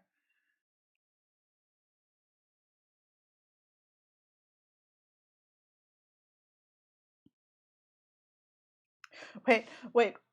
New fact we've just learned from chat. Whoop whoop is Australian for out in the middle of nowhere. I sort of love it. I don't know. I don't know where it comes from, but it's sort of charming. I am tempted to always now describe rural areas as out in whoop whoop.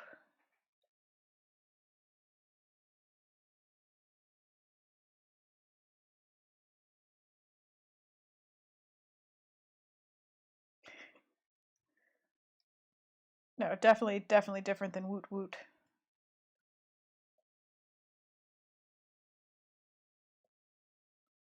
Yeah, I mean, I'd rather say I grew up in Whoop Whoop. Just sounds more fun somehow.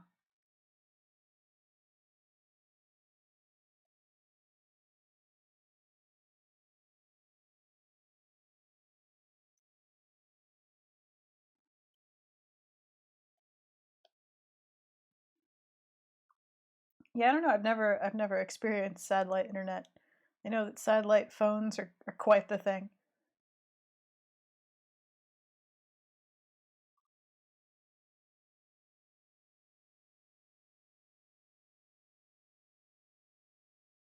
I mean, look, Australia has a unique opportunity to make fun of tourists because Australia has so many weird animals that you can just invent a new one and tourists will be like, yeah, okay, sure. You have like 30 kinds of spiders that can murder us in our sleep, so that's probably also real. Yeah, drop bears, exactly. Like drop bears, a thing that don't exist. Or what's the other one? Bin something.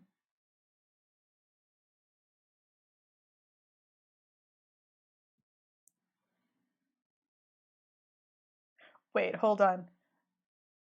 Ran into a dude who didn't believe in Australia, the whole place. Just yes, bin chickens. That's what bin bin chickens are real! Exclamation point. Um, but that's kind of my point. Like, uh, wow, that's so.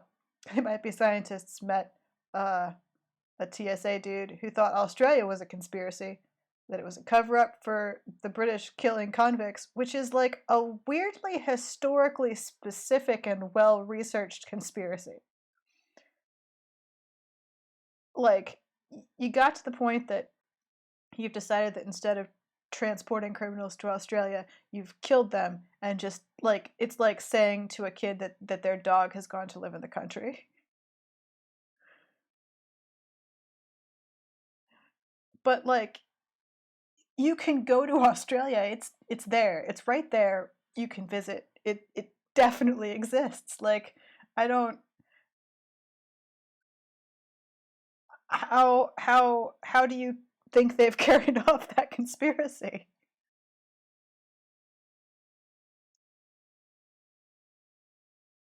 Right? That's what I'm saying. Like sure, if this was 1812, yeah, maybe we should all be concerned Australia isn't really a thing and they're just taking them out in boats and dropping them in the ocean.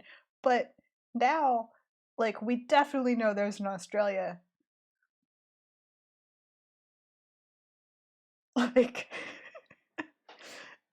like it's there. I love the idea that this guy just believes that someone made up all of the animals and like someone sat down and invented koalas and we're like, oh, well, we need a poisonous aquatic animal with the tail of a beaver and the bill of a duck that lays eggs. Uh, that's yeah, that'll be perfect. Invented a passport, a whole system of money that you can bring to other countries, and just what? How do you? Also, this is the TSA. You work for a thing that flies people to other countries. It's it's right it's right there. You can go to Australia and prove that it exists. I'm sorry, I'm still just a little floored, just a little floored by the fact that anyone would believe at this point that an entire continent full of people, animals, and like it's not. Ah, that was oh boy, somehow worse than flat Earth. Just somehow slightly worse than flat Earth.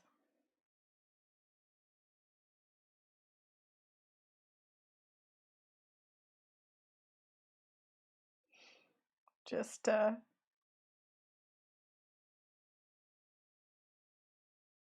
like, just imagine going through your entire life believing that kangaroos were part of some sort of complicated British imperial hoax.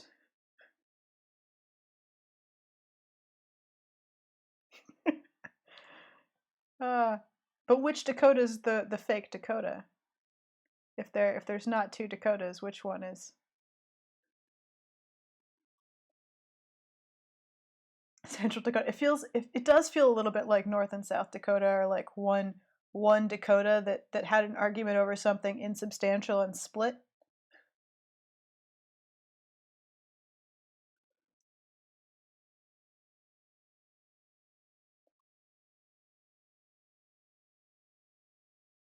You know, just separate bedrooms. The separate bedrooms of the two Dakotas.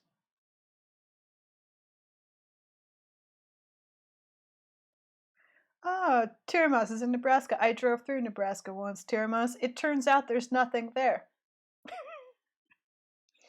It's a big empty state.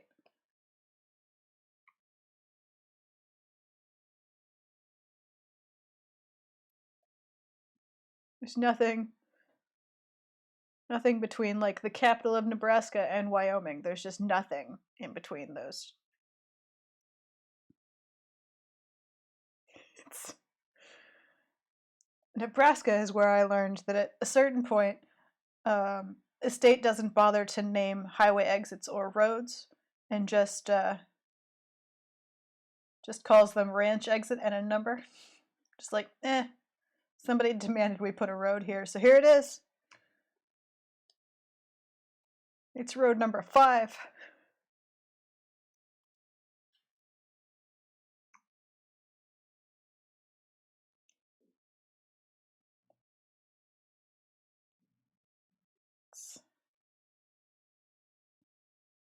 I had to get all the way to Wyoming before I could find a place to stay the night, because there was nothing in Nebraska. Stopped to get gas at a ranch exit in a like 90s Volvo 4-door. And a dude in a pickup truck and a cowboy hat just stared at me the whole time like, what happened to you? How are you here? And he had a fair point. I was clearly out of place.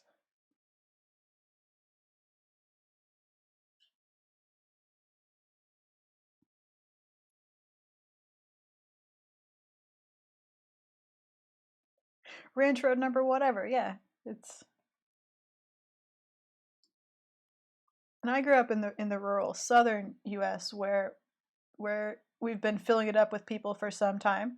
So even rural is not that rural.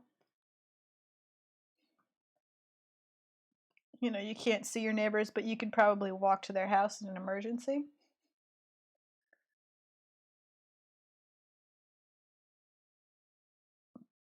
Not none of this ranch exit number 5, next ranch exit 200 miles. That was a whole new adventure.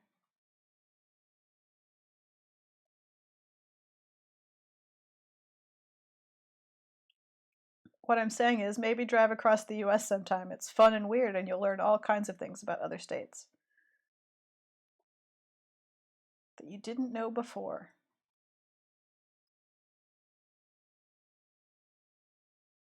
Also, go to Australia. It's a real place that you can visit. Oh, they might be scientists. Please, please tell me the story of the haunted gas station in Wyoming. I want to know. I want to know everything about the haunted Wyoming gas station.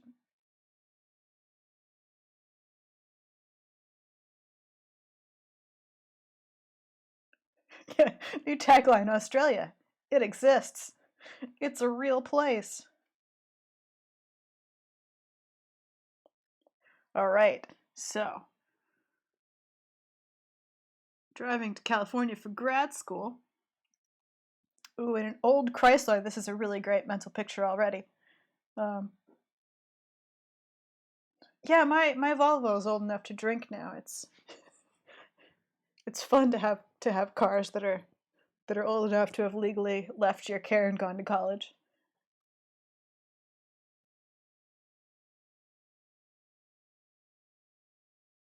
All right, so they might be scientists driving to California for grad school, driving across Wyoming, looking for gas, and Google Maps is kind of helping, but not really. And they pass a dude walking along the side of the road in a black duster, all black, in late August. And that's where the story pauses because there hasn't been any more written in chat. And now I'm just going to let the suspense build up. Although I will point out that, as Alt Universe Wash says, that it's like most of us in high school. All right, so we keep driving and find what may be a gas station. So we go off looking for it. Every good haunted place story starts with someone going off the main road to find a thing that may or may not be there. That's fair. That's how every horror story starts. And we pull in, and it is indeed a gas station, but it is an abandoned gas station. So Google Maps sent you to an abandoned gas station. And then was like, I mean, you didn't specify that it had to be open. Ooh, old-fashioned pumps, dust everywhere. So we stop to see where the nearest gas station is and find the next likely candidate.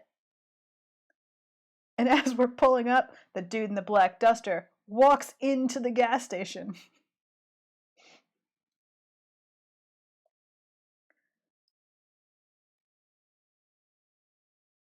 Just on foot.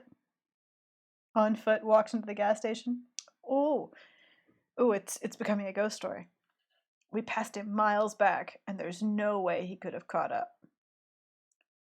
But there he was, walking into the abandoned gas station with old-fashioned pumps. Past they might be scientists sitting in her ancient Chrysler on the way to California. Same dude, same duster, same why are you in black in 90-degree weather. Very clearly the same dude, just walking. So, like any sensible person, they might be scientists' fleas as fast as possible. Which is, I feel, what most rational people would do at almost every worrying turn in every horror movie I've ever seen. Just like, oh no, we're just gonna leave now. As fast as possible. We're just gonna go. It's enough of that.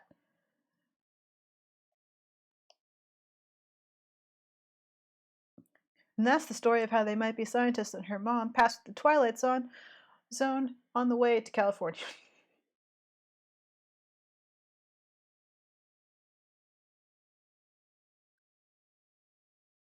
And this has been Story Time on Friday Tea Time.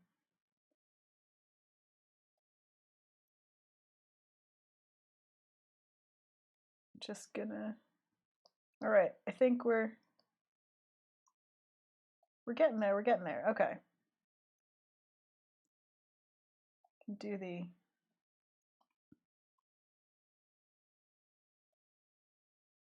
Alright, oh no, this is what happens when... There we go. This is what happens when I don't name my layers. I am informed that it is one of the creepiest events in They Might Be Scientists' life. And I agree. That sounds horrifying, and you did the right thing by fleeing. Everyone who dies in horror movies dies because they like go outside to see what the noise was instead of like picking up a stick and a flashlight and fleeing out the back.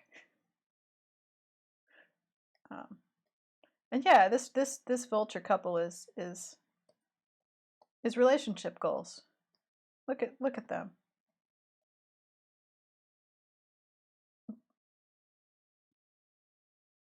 They hunt together. They show each other where all the best dead things are.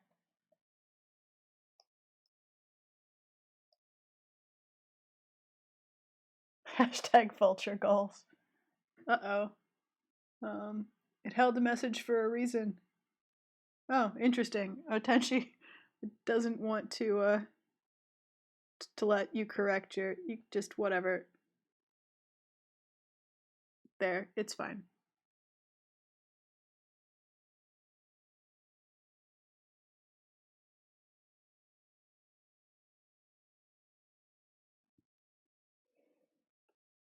I mean, I think just in a practical sense, it sort of depends. Like if I'm in my own house, I might go check the noise. I mean, I probably would. I've gone and checked the noise. It's almost certainly the cat. But when you're in the scary abandoned cabin in the woods, maybe don't. Maybe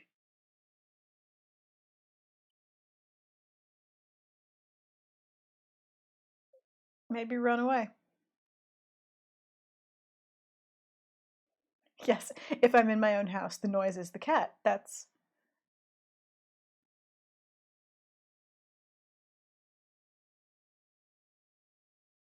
um, where the best dead things are. Yes. Oh, it's so good.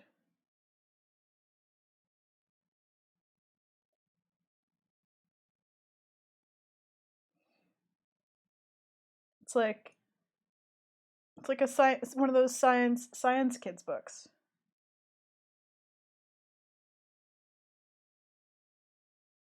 It'd be perfect.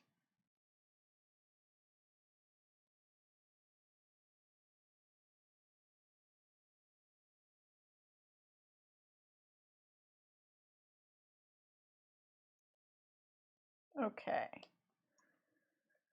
Let's. All right. So, oh, you know what? Let's do feet quick here because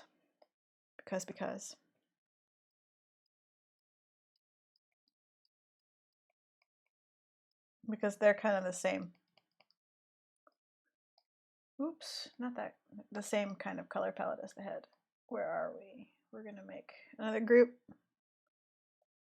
And this one is Vulture 2 head.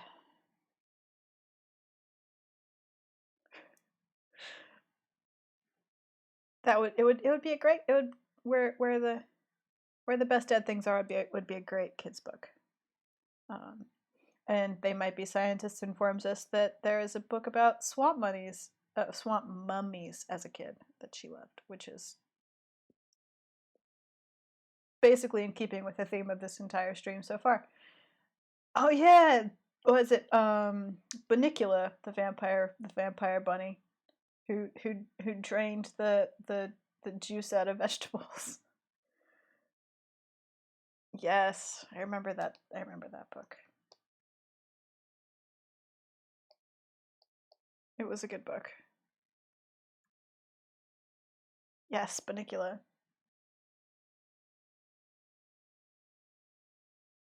The vampire rabbit. Meaning that it was like the least dangerous, least concerning vampire ever.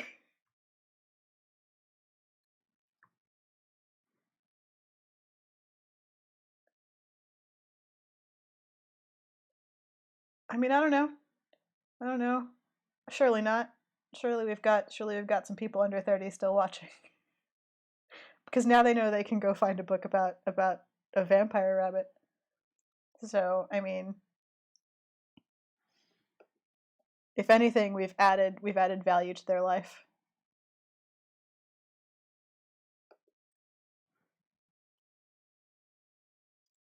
I mean, it was a really cute series of books. I haven't thought about that series in a while. But clearly it made an impression because I knew the name of it immediately. So, you know, yeah, need something to read that's in keeping with an adorable children's book called Where the Best Dead Things Are. Well, have we got a book for you?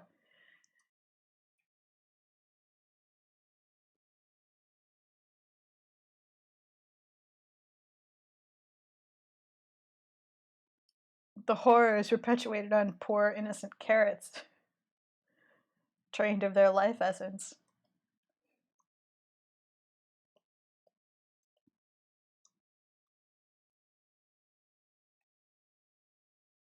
Ah, yes.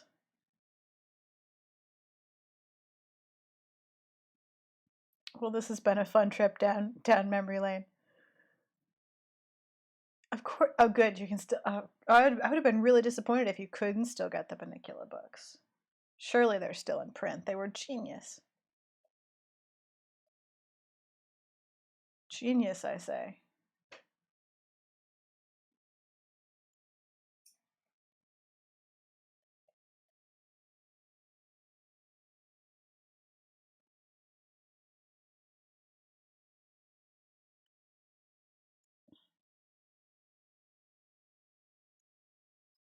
All right, feet.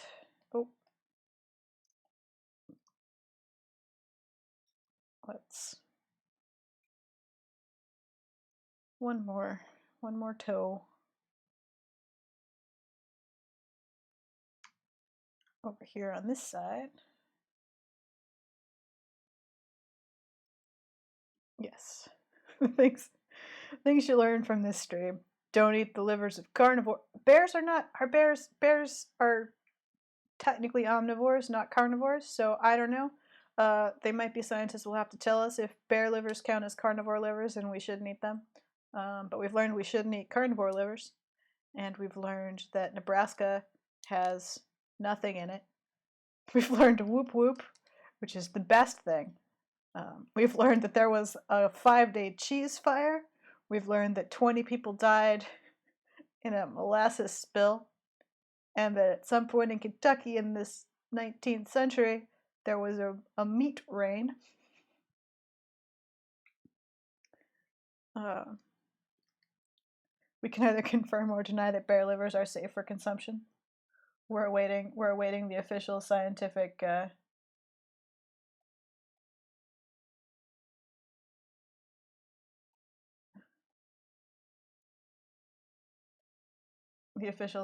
verdict.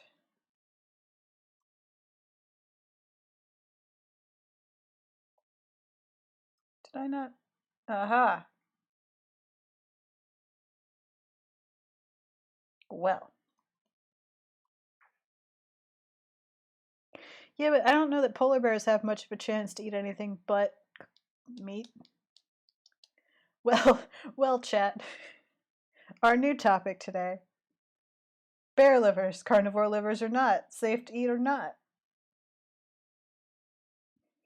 I mean, we've covered so much else. Like we've pointed out that Australia is really very definitely a real place, and that there's a haunted gas station. In I think it was Wyoming, if I remember correctly. Although it might have been Nebraska. If that haunted gas station wasn't in Nebraska, I'm certain there is a haunted gas station in Nebraska someplace. Okay, confirmed. Polar bear livers will kill you if you eat them. Don't eat them. And also, that the haunted gas station was in Wyoming, I remembered correctly the first time. Good. Glad we've worked those things out.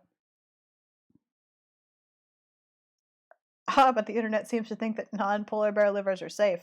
Uh-oh. Does the internet know? And Tirima says that there's, it would not surprise them if there was definitely a haunted gas station somewhere in Nebraska. That, yeah, I mean, it seems like the kind of place that you'd find a haunted gas station. But also Wyoming. I would believe Wyoming has haunted gas stations. There's probably haunted gas stations somewhere in Central California.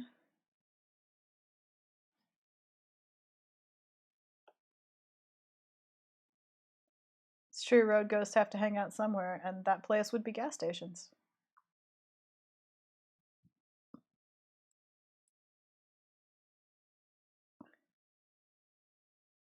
Also, so there's some speculation on how bear would taste. It's happy Valentine's Day, everyone. This is how Friday Tea Time celebrates. Never forget, Australia, it really exists.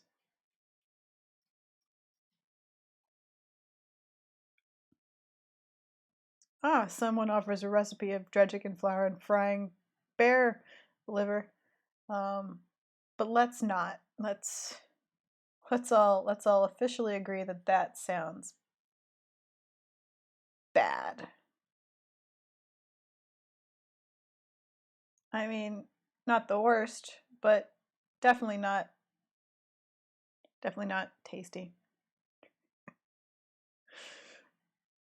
It's right. They might be scientists exists. They are in Australia, and therefore Australia also exists. Let the bears keep their livers. Yes, exactly.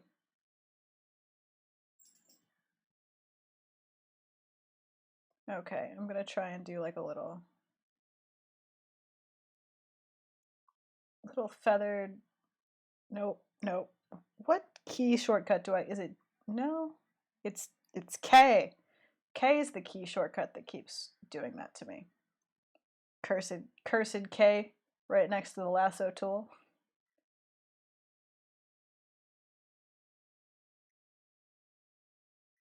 All right, chat, it's time for another story.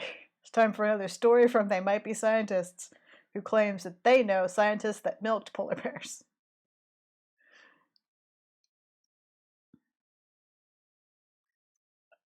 And I believe that to be true. I see no reason to doubt such an assertion. Oops, but I also feel like possibly you shouldn't milk polar bears. It sounds dangerous.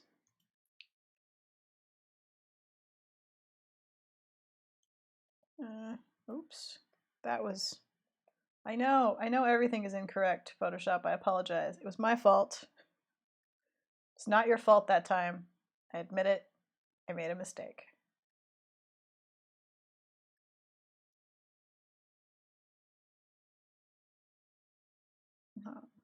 So you can milk polar bears, but don't eat their livers. Just to keep the science facts in order.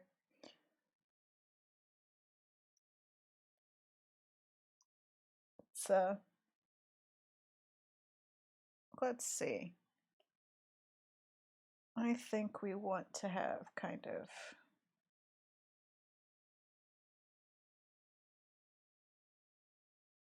just all this be generally dark.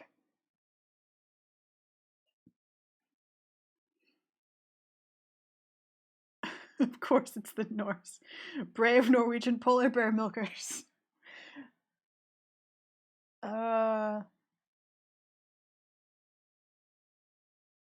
That's of course they did.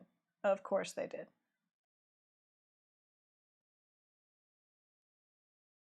That's actually a charmingly specific way to tell. Instead of just trying to find polar bear poop, they milked polar bears to find out what they were eating. Oh no, that's cool though. Then a professor of They Might Be Scientists used that data to make polar bear milk replacer.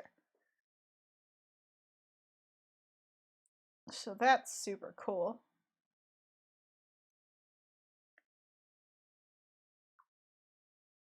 So now we can make polar bear milk formula, baby polar bear formula.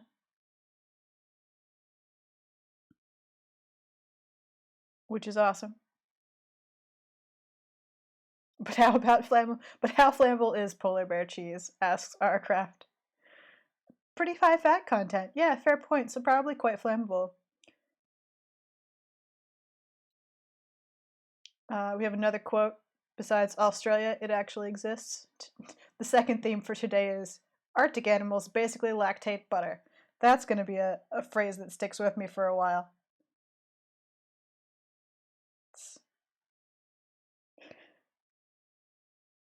Well, cheese because there's a lot of protein. Yes, good.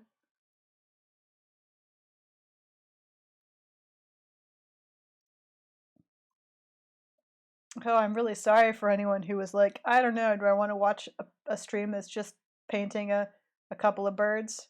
I don't know if it'll be as much fun as usual. They've missed quite the chat. They've missed quite the chat discussion today.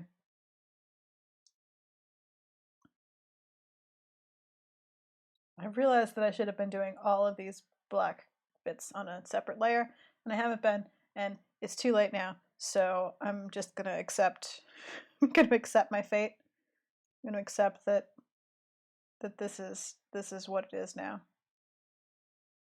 There's nothing to be done. To carry on, painting on a single layer. The revolution will be fought with polar bear milk firebombs. Oh, oh, good lord. We've come back to cheese weaponry at last. I knew it was only a matter of time.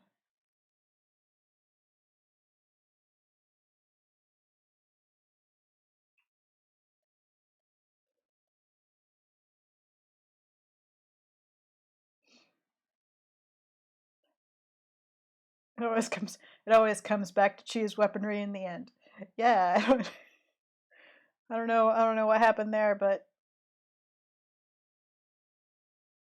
what can you do? Some days it's just all about cheese warcraft.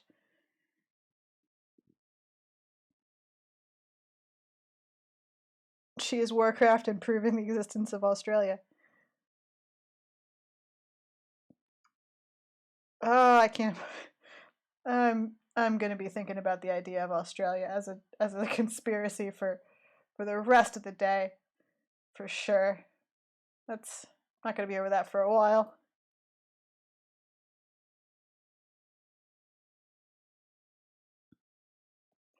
And Arcraft is still trying to figure out a good Greek fire fetish. I mean, you'll get there. She is Warcraft, the new World of Warcraft expansion. Yes. Ah, finally an expansion for the gnomes.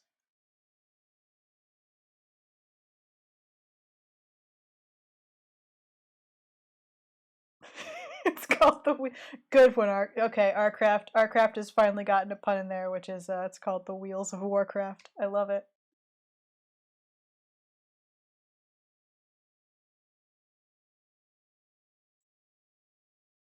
Yes,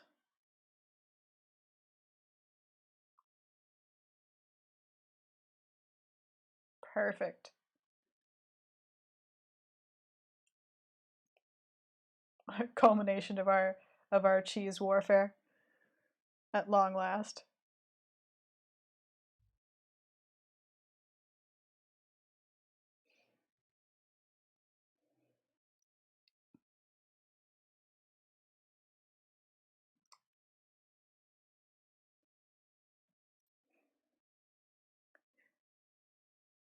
I mean, surely there are people in maybe there are people in Britain who also don't believe Australia exists. Although technically, I think it's still a commonwealth, so they should really believe it exists. They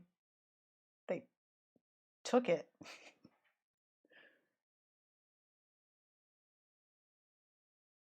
This is not all.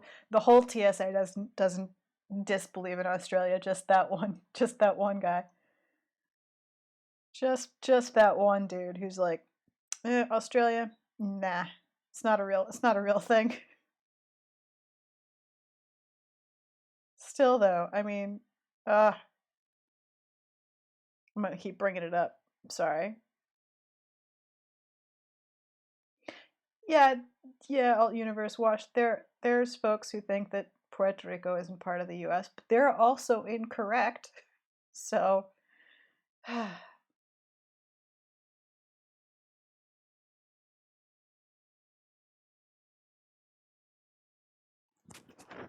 that's the other thing. There's no real reason to believe that Britain would feel the need to cover up mass killing since they never tried very hard to do it in any other scenario.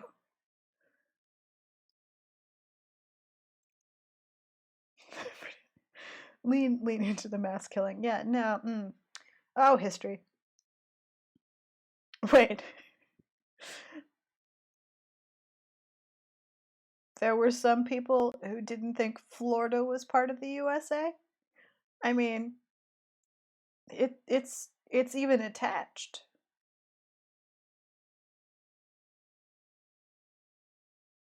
That's hmm.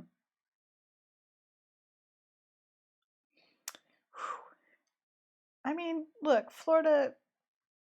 It's not Florida's fault, okay?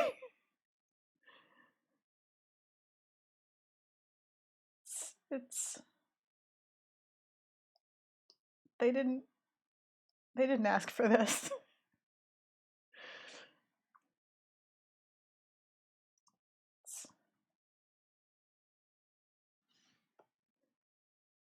Governor Voldemort. Yes.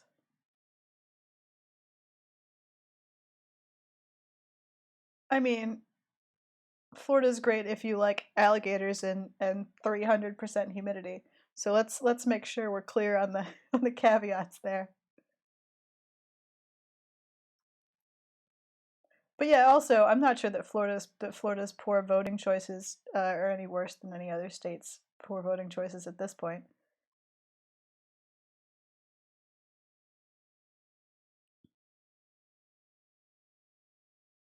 Um, but Florida, panthers, invasive species, so many snakes. Yeah, I mean, while we're just making life points in this stream, don't get a python and then release it into the wild in Florida, you guys. It's not great for Florida.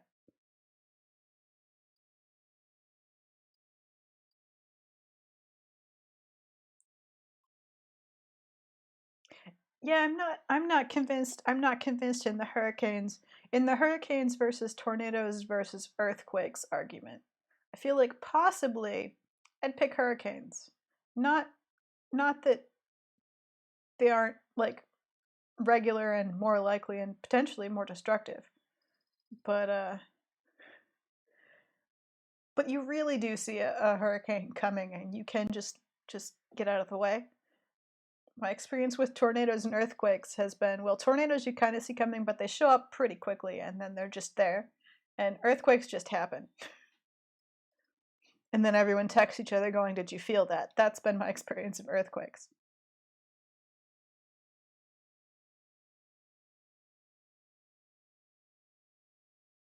Yeah, see, that's what I mean about tornadoes. Is they might be scientists as we're choosing. When they were in high school, a tornado touched down and obliterated a barn. The house was 6 feet away. It was fine.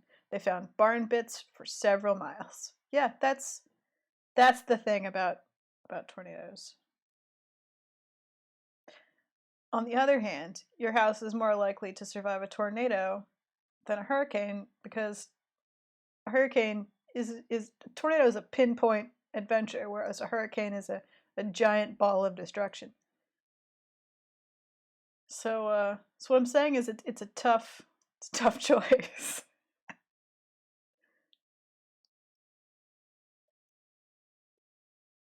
hard to hard to choose. But as I live in California, I guess technically I've chosen earthquakes, um, just by virtue of elimination. It's true, you can tell when it's tornado weather. That's true.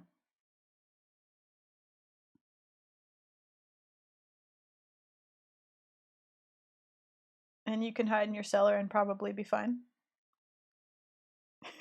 It didn't. It's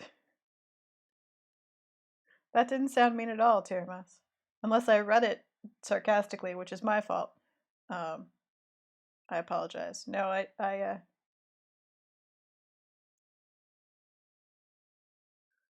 didn't think it sounded mean at all. I think you're correct. I think you can tell when it's you can tell when it's tornado weather. And yes, I am super correct in how California folks react to earthquakes. Did you feel it? Um, like everywhere, Twitter, Facebook, everyone you know will be like, "Did you feel it?" And you're like, "Yeah, we live like 4 blocks from each other. Of course, I also felt the earthquake." But it's a thing. I don't. It's just it's just what you do in the face of an earthquake. I guess is demand if other people also notice the earthquake. I don't. I have a suspicion that it has something to do with the fact that an earthquake is such a weird thing to happen that a part of your brain rejects the fact that it could possibly be real. Like the entire earth moved, so you're like, maybe that was just my imagination. It's not a thing that happens. The earth doesn't wobble. It's probably just me. And then you ask other people to confirm.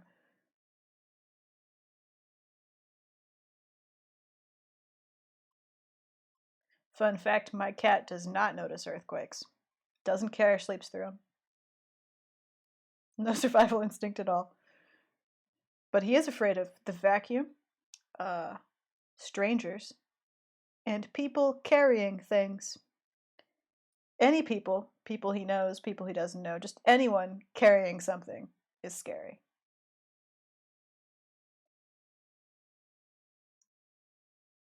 Especially if the thing you're carrying could make a noise, like a plastic bag, or if it's quite large, like a box.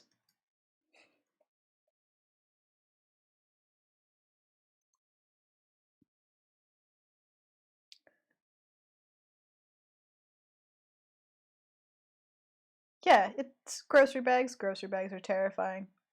Also, not afraid of thunder. Basically, my cat has a really good gauge of things that could affect him in the house and things that are clearly somewhere else, except for earthquakes, which I don't think he's realized could in fact affect him in the house. But weather, fireworks never bothered him. Those things are far away and outside and clearly can't get him. Me carrying a grocery bag, terrifying.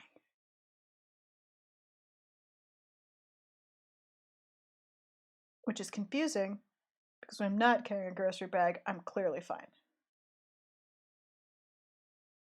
Yeah, if that earthquake was carrying, if something fell over, if it was an earthquake strong enough to knock things over, that would be scary. That would be terrifying. But only if they're big things. Knickknacks aren't scary. just just furniture. Just furniture and like large boxes and such. My previous cat also was not afraid of earthquakes, but she was a little bit angry at them. Like the fact that they happened offended her. And so whenever they happened, she would kind of glare up at the ceiling of the house like she was like, the house has betrayed me and I don't accept this.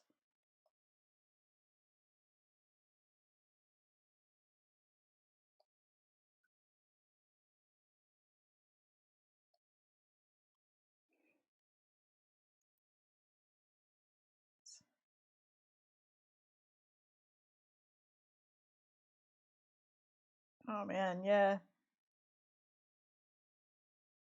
The earthquake that hit the Bay Area where the bridge came down.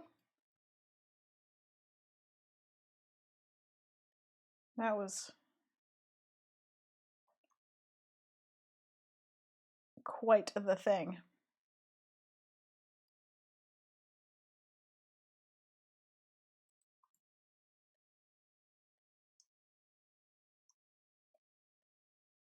Oh yeah, that was the biggin. I mean, unless you count the one in like 1906, but you know.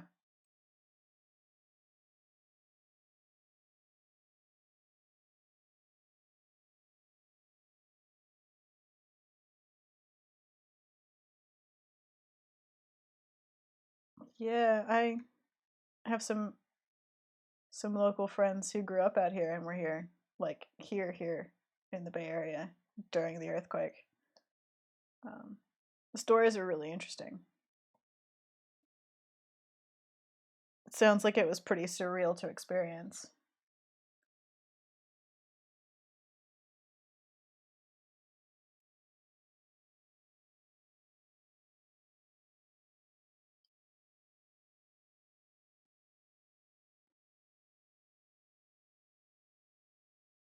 Oh yeah, the news. Ah, the news during an earthquake. We are currently news people explaining to you what's happening, like to them as it's happening.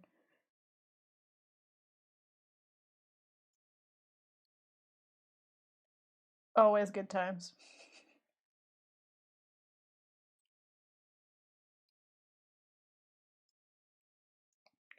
But yeah, there used to be more overpasses in the SF Bay Area, and now there aren't. And that earthquake is why. Well, we're talking about fun history facts to add to our list of things. Like Australia really exists, and there was a 5-day cheese fire. Just all kinds of heartwarming Valentine's Day facts for your evening.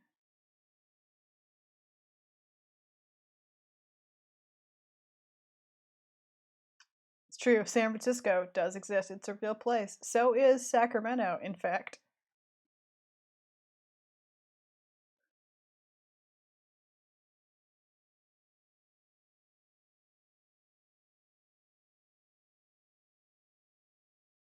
I don't think there's a big overpass in Alameda anymore.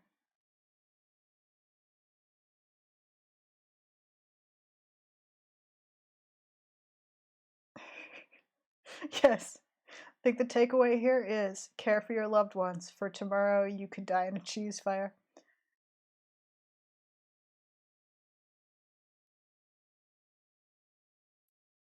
Um, there's one in Oakland that actually came down also. That's been in the last decade, because a truck hit it and caught fire. And I think that they've fixed that lately. Um, yeah, was it full of cheese? I don't think it was full of cheese, but for the sake of argument, since I don't know for sure, why not? Um, Apparently, a very specific flammable cheese. Uh, but they certainly rebuilt the overpass quickly, which made us then skeptical. It could have been. Could have been full of cheese. California does produce a lot of cheese.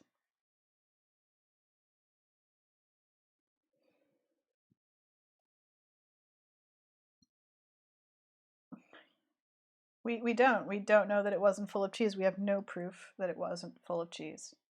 So, for our purposes, may as well be. Can't prove the lack of cheese. So,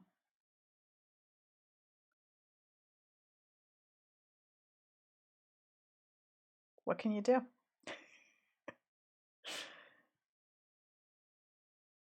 It's uh, it's just how it is. Cheese fire. Real, real shame. Real shame that cheese fire.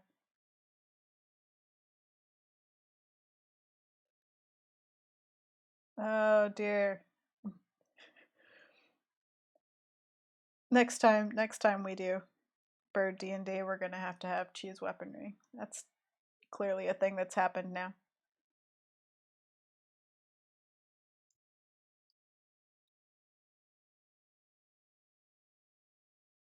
Logan does have a lot of really good restaurants. That is a true fact.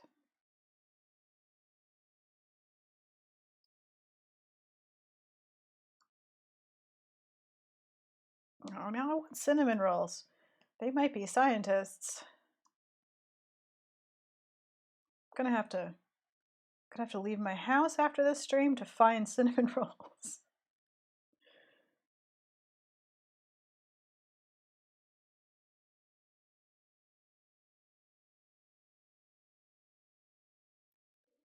Oh, if you want really good fish sandwiches and fish tacos, go down to Santa Cruz. That's where the best fish tacos are, in my opinion.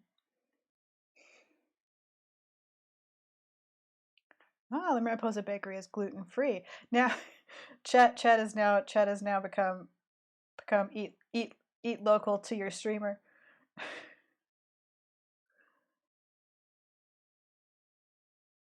Oh no.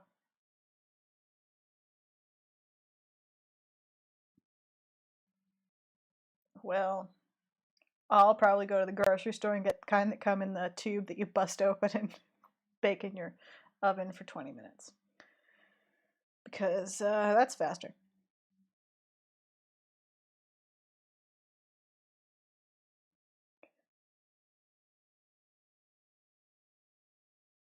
I've been to a Starbucks in Omaha because it was near the highway.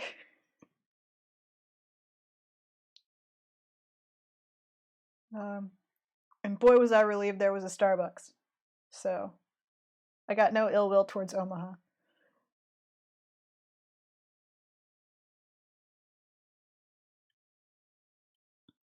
And also, in Nebraska's defense, Central California, pretty much the same thing.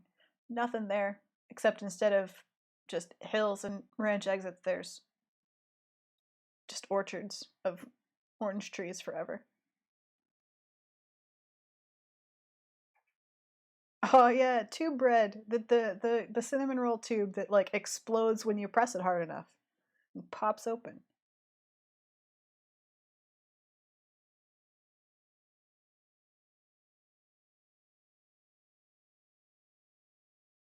Now we're all just hungry, I see. I see that finally the talk of cheese has gotten to us.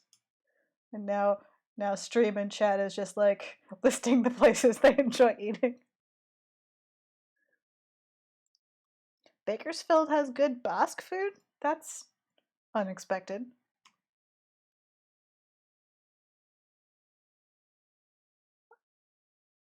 Now I kind of want to know. Not enough to drive to Bakersfield, mind you, but almost enough.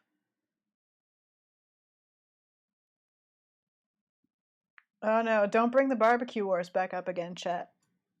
Don't don't make me disparage Texas barbecue.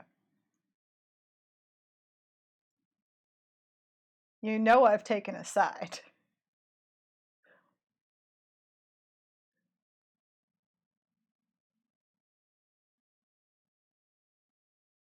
Huh.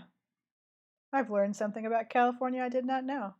A lot of the really big nomadic flocks of sheep in California are Basque American families, and Bakersfield is where they go to lamb. Huh. That's cool.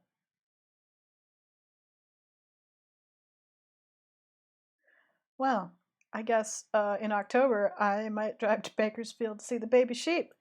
That's a thing I didn't know I could do.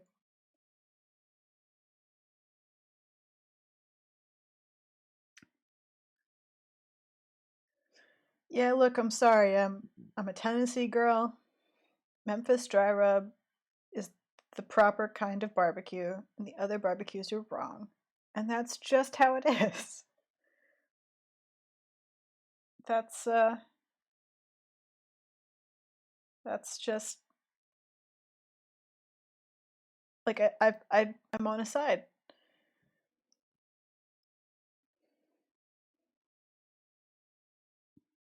There's a sheep fair in Bakersfield. There's also wait, go to well Lambtown. Lambtown and Dixon explains itself.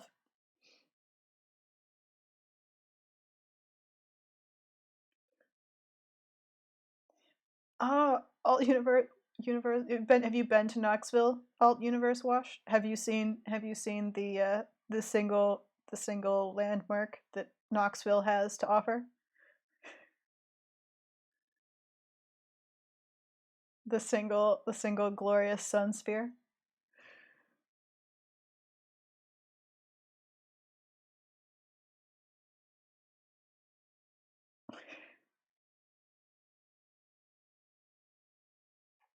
I mean, to be honest, the barbecue war is largely a regional issue. I mean, all barbecue is valid. Um, some is just more valid than others.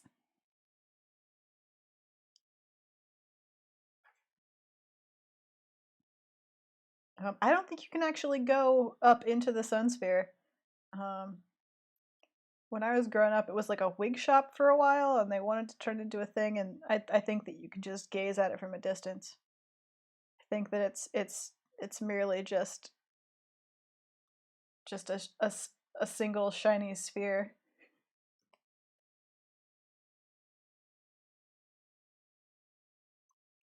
I'm gonna be honest, seeing it from the highway is probably the better way to view it. Standing under it, gazing up at it, does not do anything to heighten its mystique.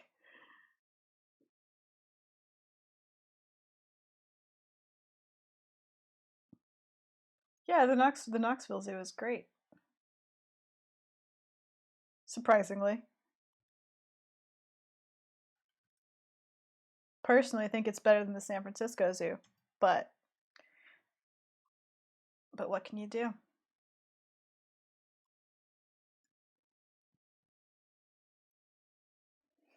All right, let's we're getting there. We're gonna need to come up with something to do about the lack of color range going on here. I think we might need to have a plan again.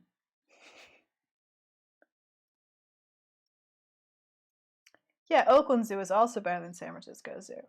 I didn't know I was going to make controversial zoo statements during this stream, but I have opinions. Oh, that's right. Yeah, a dead quail. Okay, hold on. First things first. Oh, Photoshop didn't want to do that. Okay. Um, we're gonna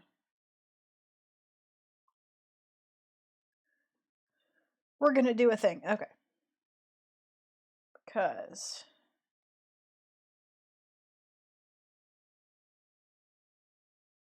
nope. Because I want to try and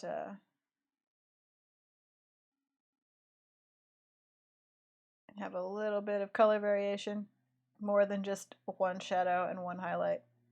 So I'm gonna kind of try to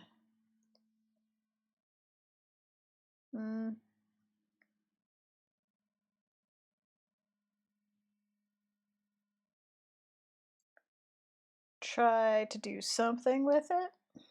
Let's see.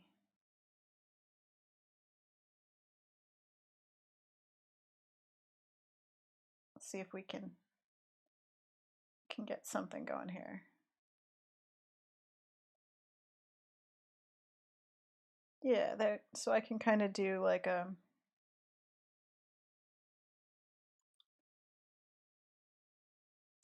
just some highlights.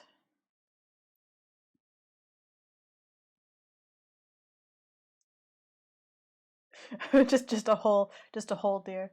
Love is letting your sweetheart have first pick.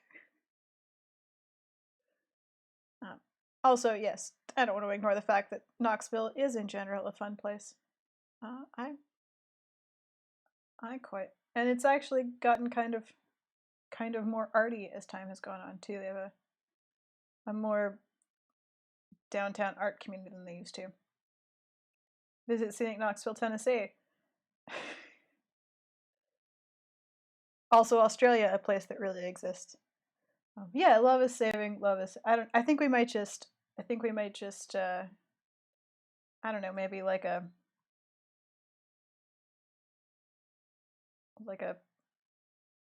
I don't know. I don't know where we'd put a carcass or heart exactly. We have to think on it some.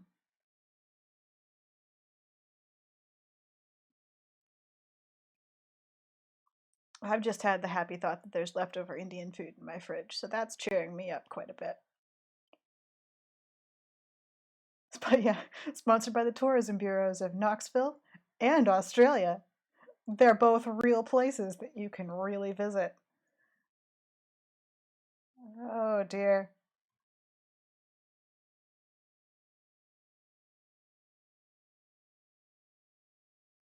Neither of which are on fire from cheese. Let's see. Oh, yeah. Okay.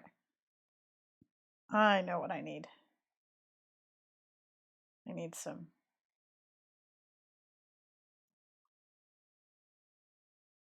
just some mid-back feathers here. It's true. It's true. Australia has been on fire for months, um, which sucks. But it was not cheese. There was no cheese fires. Just usual fires. All right. Nope, that was the wrong layer. That was the layer I wanted to turn off. There we go. Almost set. It's the wrong tool again.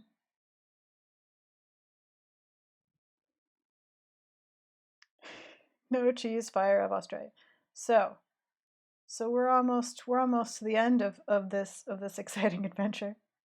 It's almost 6 o'clock, and I said we were going to stop early, but then chat was more entertaining than I was, and I wanted to hear what you had to say. But we are almost done with the vultures for Valentine's Day. So we will have accomplished what was. We will have accomplished the brief. We will have done what we set out to do. Celebrated Valentine's Day with the love of a vulture couple.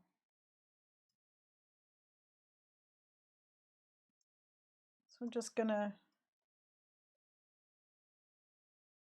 make this one also dark. Yes. And then do some highlights.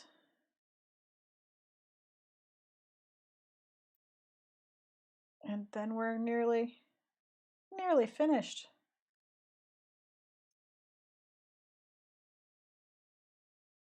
So if we do cheese weapon bird D&D, what bird wields the Parmesan crossbow? Visit Norway. Just keep the cheese away from open flames. Bin chicken. Yes. Oh.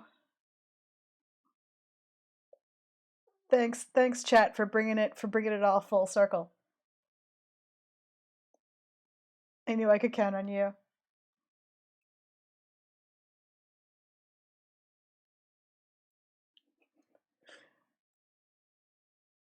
So the bin chicken, which picks bugs out of cow dung, wields the Parmesan crossbow. Good. Therefore, cheese weapon. I like it. I like the thought process.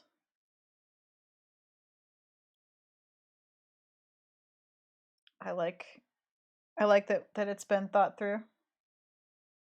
I appreciate the thoroughness. That is not what I wanted at all. What have I done? Changed my brush somehow. Probably a keystroke when I wasn't paying attention. That's fine.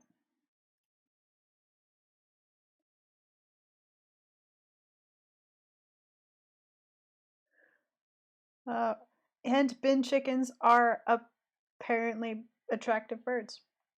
So, no, again.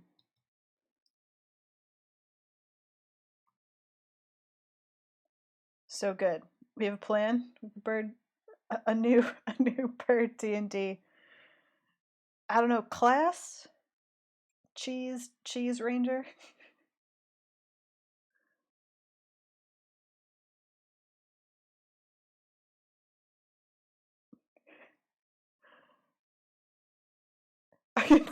and there's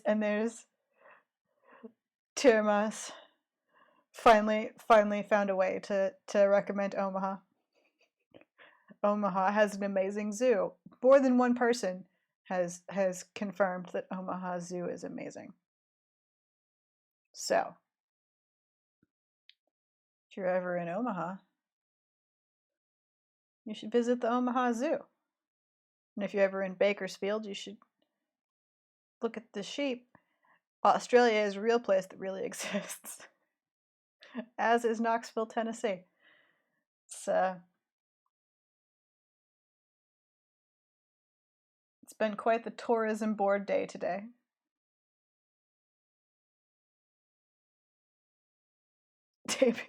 Tapirs? Snorkel pigs, tapirs? Yes.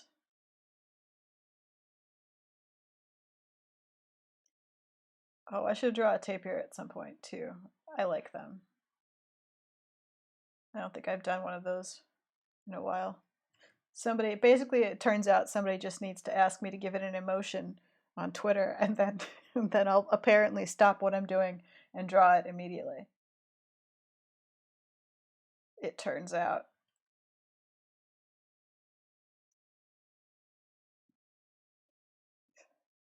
Ooh, the rainforest enclosure in Omaha is amazing. And the Norwegians. Oh, I'd forgotten that we learned that the Norwegians milk polar bears. Ooh, and there's a desert dome and a Kingdom of the Night now at the Omaha Zoo. Very nice. Now, I'm a little jealous of the Omaha Zoo. It sounds great.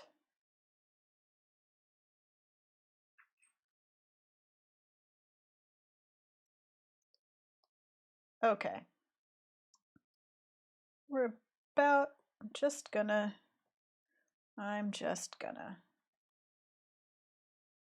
floof.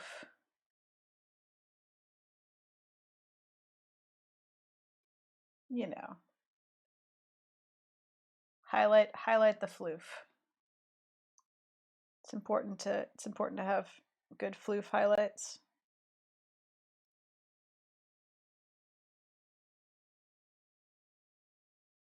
You don't want to neglect the floof. And it's looking a little flat, so let's finish it up with that.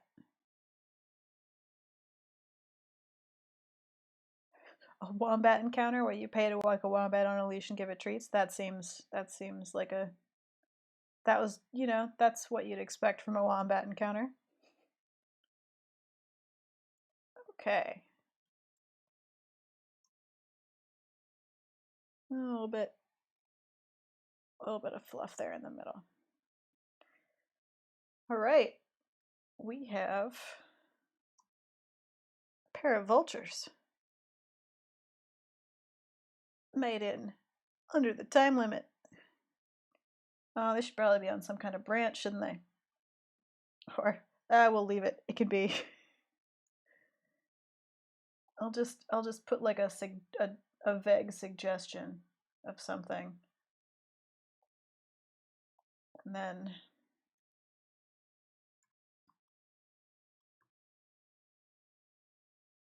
that's too big a vague suggestion.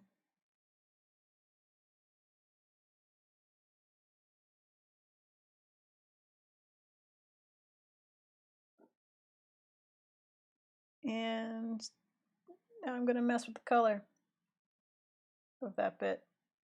More yellow.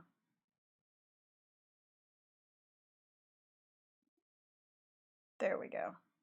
Cool. And vultures. Oh, you know what else we need to do? Just for my peace of mind. We need to find that layer. That's the layer we need to find. And we need to I know, stop it. There. We need to just give it a shadow. Just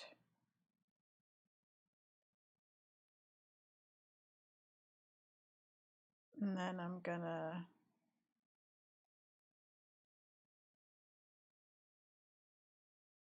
just fiddle. Maybe like that. Sure. Good. Did I see that video? I did not see the housing development overrun with vultures video, but now I would like to. Anyway, hashtag vulture goals. Such good floof. Gaze into their adoring vulture faces. I'll probably go back at some point and just do a little bit of extra shadow detail to kind of set the eyes back in a little bit and bring out some of the face texture, but just a little bit. Otherwise, I think that they're pretty much done. And here is the full view. Trying to get them perfectly on screen. There we go. No, not quite. There we go. So, happy Valentine's Day. Done a pair of black vultures. Reminding you that love is saving the best bits of the carcass for your partner.